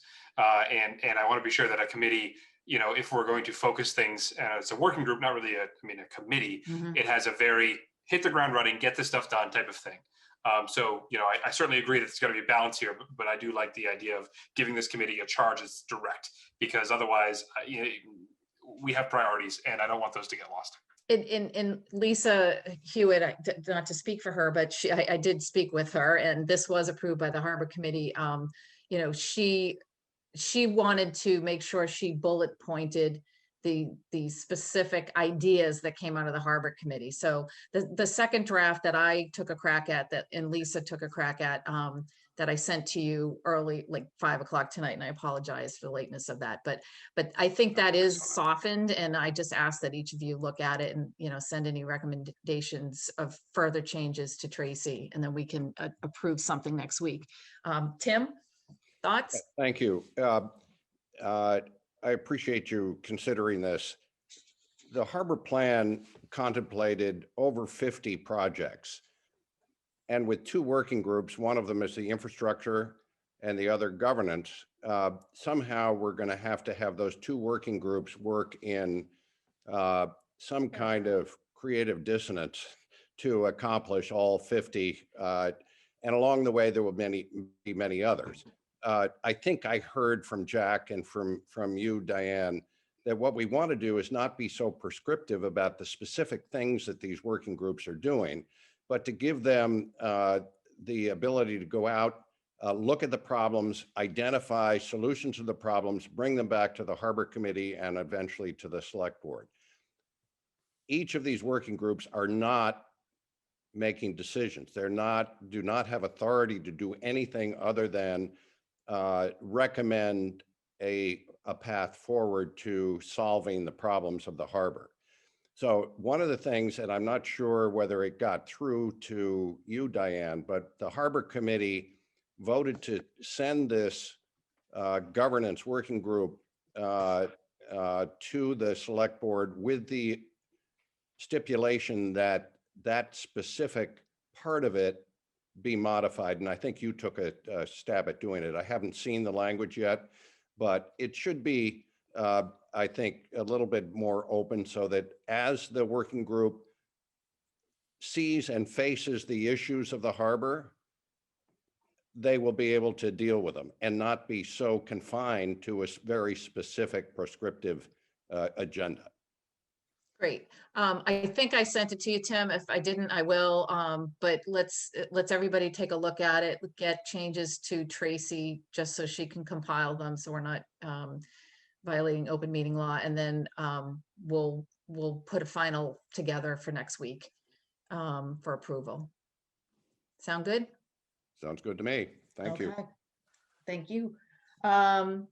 Next up, we have an appointment of the Sailing Club rep to the Cohasset Harbor Committee, not to any of the working groups, but this Sean Keneally has been on the Harbor Committee as the Sailing Club rep, but I believe his reappointment had lapsed. So if somebody would like to make a motion. I move that we appoint Sean Keneally as the Sailing Club rep to the Cohasset Harbor Committee. Is there a second? Second. Okay. Any comments? Great. We'll go with a roll call vote, beginning with Jack. Jack Creighton, aye. Corey Evans, aye. Diane Kennedy, aye. Paul Schubert, aye. Harry Thompson, aye. Great. Sean is official. And then next, the charge we approved a couple weeks ago was for the infrastructure working group. well known now as CHIPS, which I love, Cohasset Harbor Infrastructure Planning. What a hat. And there are 3 citizen positions. There's the position of the Harbor Committee Chair who would be appointed and to this board, this working group, and then also the position of Lori Gibbons, the Harbor Master, who does happen to be a Cohasset resident. We've received, I think, 4 applications for the 2 citizen or the 3 citizen at large positions. Chris reached out to each of them just to try to, get a sense of their interest. And 2 of them actually do not have, are not registered voters in the town of Cohasset. So we're only going to put forward the 2 people who are currently Cohasset voters, which is Mike Sardina and George Baumgarten. Mike is also on the Elm Street Corridor Working Group, so it's a kind of a nice mix that he's also willing to jump in on infrastructure planning for the harbor. And George Baumgarten has been a longtime member of the CMI, CSCR crowd, and longtime resident of Cohasset. So there's still a citizen position available. So if anybody would like to make a motion to appoint Mike Sardine and George Baumgarten. So moved. Is there a second? Second. Okay, and we'll do a roll call vote, beginning with Jack. Jack Creighton, aye. Corey Evans, aye. Diane Kennedy, aye. Paul Schubert, aye. Harry Thompson, aye. Okay, and then just so because I can't handle 4 at one time, and then the other 2 positions that we would need a motion on is for the chair of the Harbor Committee, Tim Davis, for the CHIP working group, and also Lori Gibbons, the Harbor Master. So moved. Is there a second? Second. Okay, roll call. Jack Creighton, aye. Corey Evans, aye. Diane Kennedy, aye. Paul Schubert, aye. Harry Thompson, aye. Great. You have a group, Tim, and again, they're public meetings, and I know that we'll be asking people to kind of chime in where it makes sense, and go forth, do good work. Thank you. Thank you. A lot to do and little time to do it in. Great, thanks. Another position that is not on the agenda, we're not going to do it tonight, but the Weir River Water Company, we do need to make it a Cohasset appointment to that. We have 1 application, which is uploaded on the OneDrive from Steve Girardi. But we wanted to give it 1 more week to see if there was any interest, and we'll try to get that done soon because we want to make sure we have representation as soon as they kick into gear. Chris, are they meeting yet? Do you know? Yeah, that's a good question. They may be, and they're an advisor group. That said, an important thing that this is the first time that this town has ever had any representation at any level with what was Aquarian and is now Weir River. So it's important to take advantage of it. Yeah, we need somebody good and strong. So we'll make that appointment next week. Okay. All right, moving right along. Town manager update. Okay, 2 quick things, and then I'll touch the 1 point that's under my report on the agenda. All facility stickers are available. They expire at the end of March. I know it's hard to believe it's the end of March, but the end of March is coming in a couple of weeks. They can be done online. There's a robust process online. I see Corey nodding his head. So yes, you can do it online. You could also, some people have a little more complicated situations with leased cars and all that. You could use the Dropbox, just drop materials in there. You can use the mail. The clerk's office has really accommodated a lot of work that way. You can also do it in person. At DPW. DPW is allowing in person. I think you have to kind of do it like 1 at a time in the office there, but you can go in person at DPW. So if you really, you find yourself at the RTF and they say, hey, your sticker's expiring, you can swing by the office during the regular hours, not on weekends. And they take credit card swipes? I believe they take credit card swipes. That's how they're set up. If you can't, let me know, but you're supposed to be able to. So that's a new feature. So if you're down there and you find out your sticker's expiring, you could, again, during the regular weekdays, not on a weekend, you can just swing by the office and they can set you up. So that's a great feature. Please take advantage of the outline if you can. It's really working smoothly. The town has been awarded participation in a statewide cybersecurity program. It's a great program. We don't actually get money. We get free participation. So met with Ron Menard and Miriam Johnson to talk about next steps. We most certainly are going to have town employees involved in this. It's a series of training and opportunities. We're also working to see if we can include board members, including all of you, school committee members and other boards and committees, because quite frankly, all of us use technology and a lot of board and committee members are tied into our email system.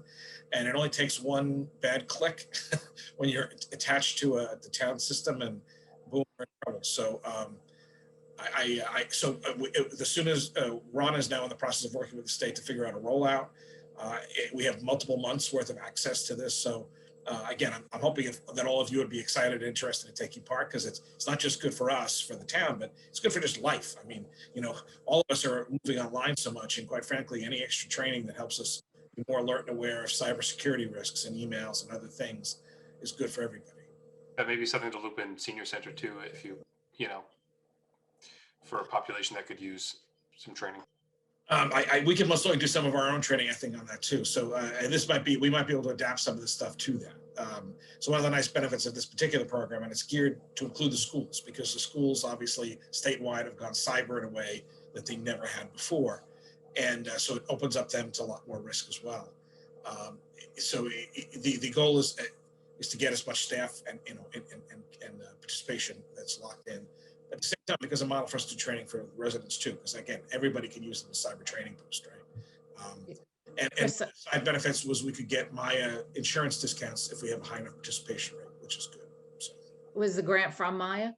No, it's a state's program. So actually, Corey and I were talking about this because, and I do think, you and I can talk about maybe bringing Ron in if he would be willing sometime, just to give us, a really quick kind of macro overview of some of the cybersecurity challenges we have, some of the, the plans and programs in place to protect us, especially where so many computers are, we're all sitting here virtually, but we're often plugged into the network for the town, et cetera.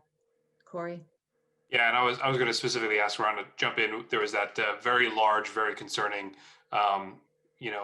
vulnerability that was discovered in Microsoft Office, or the Outlook server program. I'd love to get his response to that. I know we got a MADLS update about that, and just is this something that, how does it apply to town if it does at all? Just love to hear from him.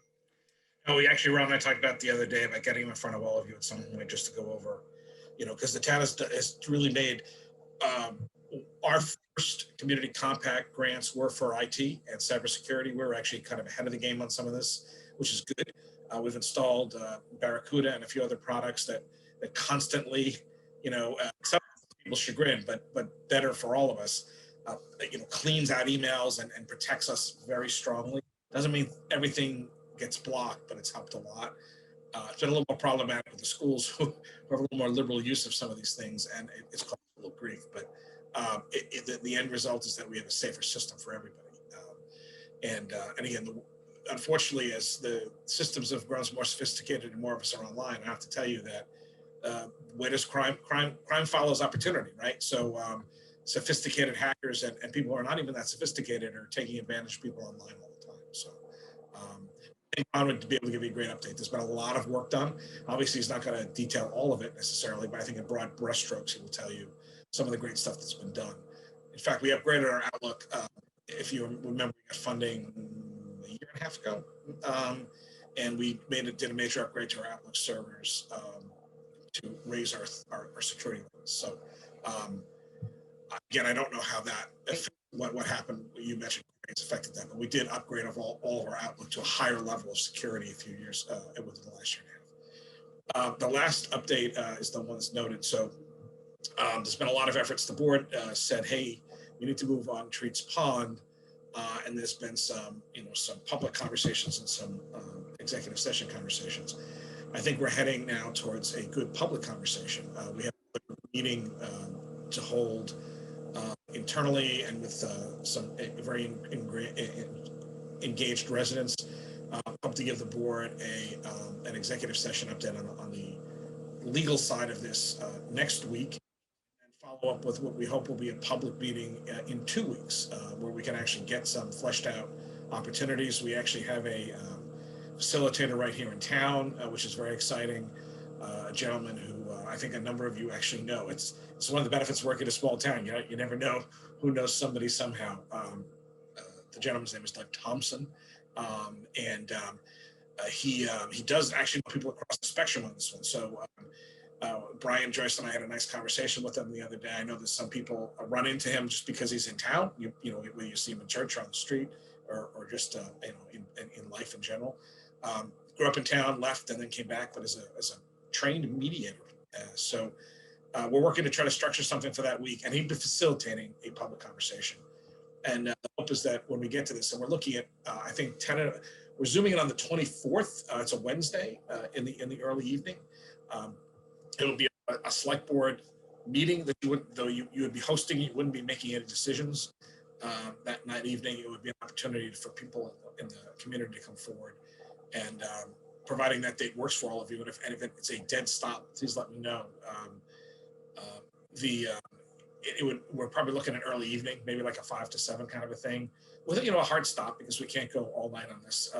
That said, I think we can have a good structured conversation. I think Doug is getting briefed, and I think some work done in advance will help make that a really productive session. The goal would be to find if there's things that put us on a path to resolution, and the board is good with that. Maybe it gives us time to put something on the meeting warrant if we need to do another tweak or something, whatever that may be. So I think there's some real good opportunities here to finally get to the end of the path, or in this case, the end of the pipe. So in a way that everyone can collaborate on. So that's good news, and I want to thank everybody's help with that, and the fact that sometimes you find people in your own backyard, considering how hard we look to find somebody.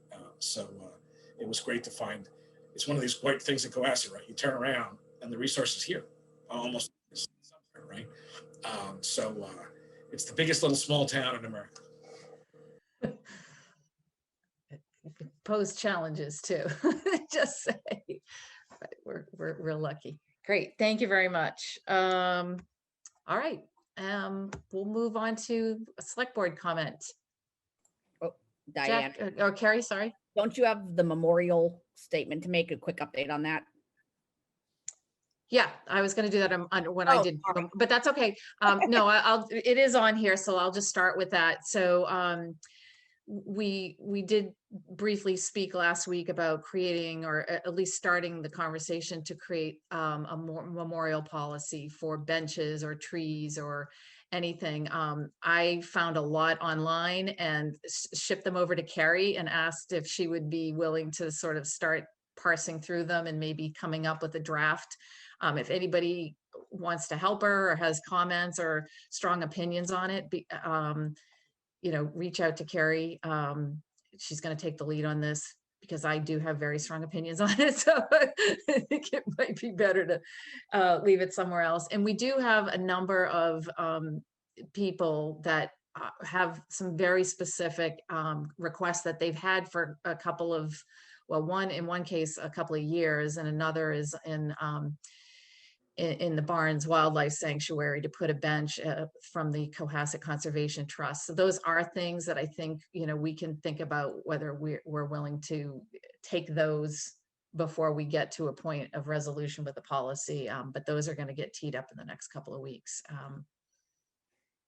And I know the RAC. And then another thing, I guess I'll just start. A couple of things for next week.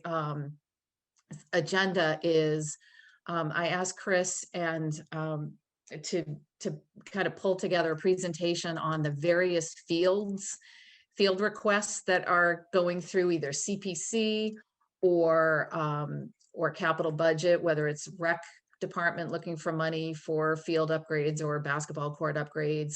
The high school track is looking for a new track, ultimately a turf field. And then I'm sure you've all heard that there's a request for baseball field, Barnes Field modifications that they're going to present to CPC. And then there's also, and so we're going to talk about all of those as they relate to the upcoming town warrant and different funding cycles, just so we have a global view of what's happening and what's in the queue. And I think ultimately it's going to lead to larger conversations about coming up with kind of a capital field plan over the next couple of years so that, you know, the baseball fields and the basketball courts and the tennis courts all don't have to be done in the same year, and trying to be smarter about that as a town. So we're going to have that conversation. And then there is a separate request of us for lighting on the baseball fields on North Main Street, which I'm sure you've all heard about. It's not only on social media, but we're all fielding a lot of phone calls. So that's going to be discussed separately next week at next week's meeting. So because the town owns the fields, it is our decision, or just, you know, it is up for us to discuss whether it can be altered in that way to add lighting to it. So that will be a robust conversation next week. So I'll turn it over to Selectman comment, beginning with Jack. Well, you know, it's nice to see when things can move forward after difficulties. I mean, we're seeing the youth center moving forward. That's just welcome news for all parents and all of those in this town. So that's moving forward. Treats Pond, we don't want to go into details, but you know, this has been going on for 10 years. I spoke to a former selectman and he still can remember all the details, and he was in office 10 years ago. But it's good when neighbors work together with neighbors and find us supportive, some support in the town government. So let's hope that as the youth center goes forward, the solution for Treats Pond will go forward as well. Thank you. Great. Corey. Three things. First, on a light note, I want to give props to Don Piat for his Muddy the Waters water pun, and to Diane Kennedy for fielding phone calls on lighting at the fields. So thank you both for those light moments. Oh, Corey, thank you. Secondly, actually, small world, Cohasset. Doug was actually a professor of mine at grad school, so he probably doesn't know me anymore, but here we are. Lastly, I bet you were an A student. I bet he true. remembers you. So finally, there was a moment in one of the meetings today where there was a little bit of a language barrier between a resident who does live here and so a very complicated issue. So I wanted to bring that up to just encourage the town manager to maybe look into a lightweight way that the town could offer some sort of language assistance when required. So I think we could schedule something that any resident could request, because some of these topics are very complicated. And even if you're a very good English speaker and you're not native, there may be things that are just a little too hard. So I think we should offer that to the community in a lightweight way. That's it. Good point. Paul. Two quick things. Re-emphasize the facilities stickers. You can do them online. You can drop it off at the drop box, but end of the month, you don't want to have to run out to the dump on April 1st or April 2nd or April 3rd, and you got a carload of junk and you realize you don't have the stickers. So get it done now, early. It shows up within, I would say, 3 days the last time I did it. So it's very quick and very efficient. Number two, the COVID vaccines, which again, I've been kind of going through this for, I don't know, 10 months, 11 months. The vaccines are starting to really come out in numbers. The state is now at about 20% of the population is vaccinated. So please keep looking, keep trying to find it. The volume of them is starting to accelerate. It's really the only way we're going to be able to get traveling, to get groups together, to get the economy back going again, get the vaccinations going. And in the meantime, the big holiday coming up is going to be Easter. So please, if you're going to have get-togethers, for the Easter holidays or or for anything that's going to be around that time, please just be real careful to make it as small as possible, as safe as possible, and we'll get through it. That's it. Carrie. Yes, a group of us are starting to work on some possible fun and interesting and impactful events for June relating to Pride and Loving Day and Juneteenth. And we have a lot of excitement in the town about that. And we're currently recruiting students and parents and voters and citizens who would like to be part of that and would like to help us with some of the events and the planning to reach out to me. You can email me at ktompson@cohassetma.org. And I'm really excited. It's starting to look like a little bit of a light at the end of the tunnel, like Paul was just saying with vaccine, and we're hoping to plan at least a few possible outdoor events for June to celebrate the diversity of the town. Can't wait. A couple of quick things. Chris, one of the things, as I mentioned earlier, that it was 1 year ago that we held our last in-person meeting other than the emergency meeting. And we declared a state of emergency on Monday, March 16th. And I wonder, does that ever expire? Do we need to take any action to at some point kind of remove ourselves from under the state of emergency? Yeah, this is actually several other folks have asked me the same thing. This is the most unusual emergency I think any of us have ever experienced. Or ever will. Just go around a storm or something, right? And they come and they go and they come in and out. The state has not lifted its emergency declarations, and I would not recommend that the town do either at this point. That said, I think it's coming because there's still, we're not, as Paul said, we're seeing light at the end of the tunnel. We're not out of this yet.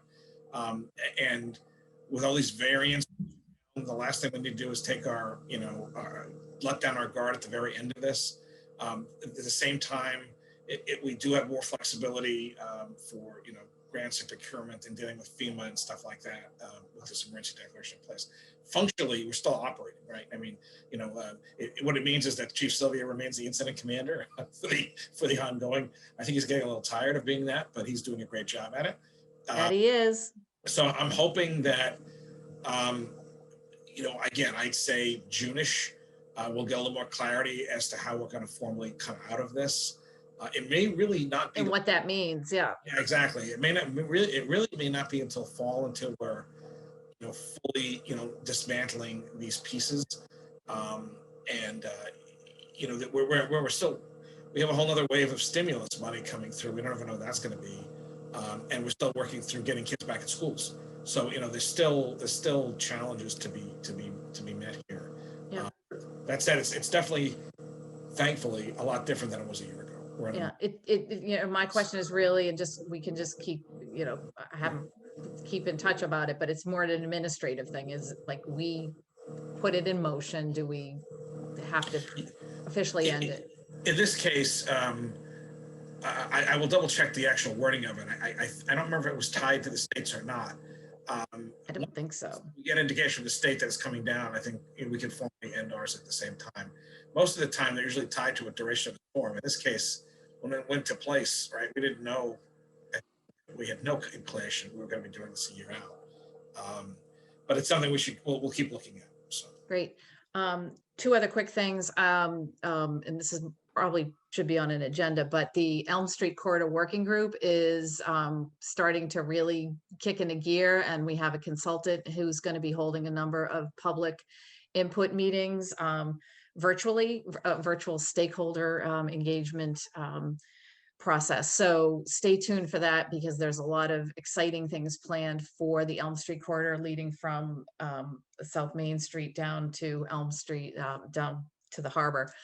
And that's really exciting. And there's going to be a lot of opportunity for people to come on a Zoom meeting and take on, at the minute surveys kind of thing. So that's exciting.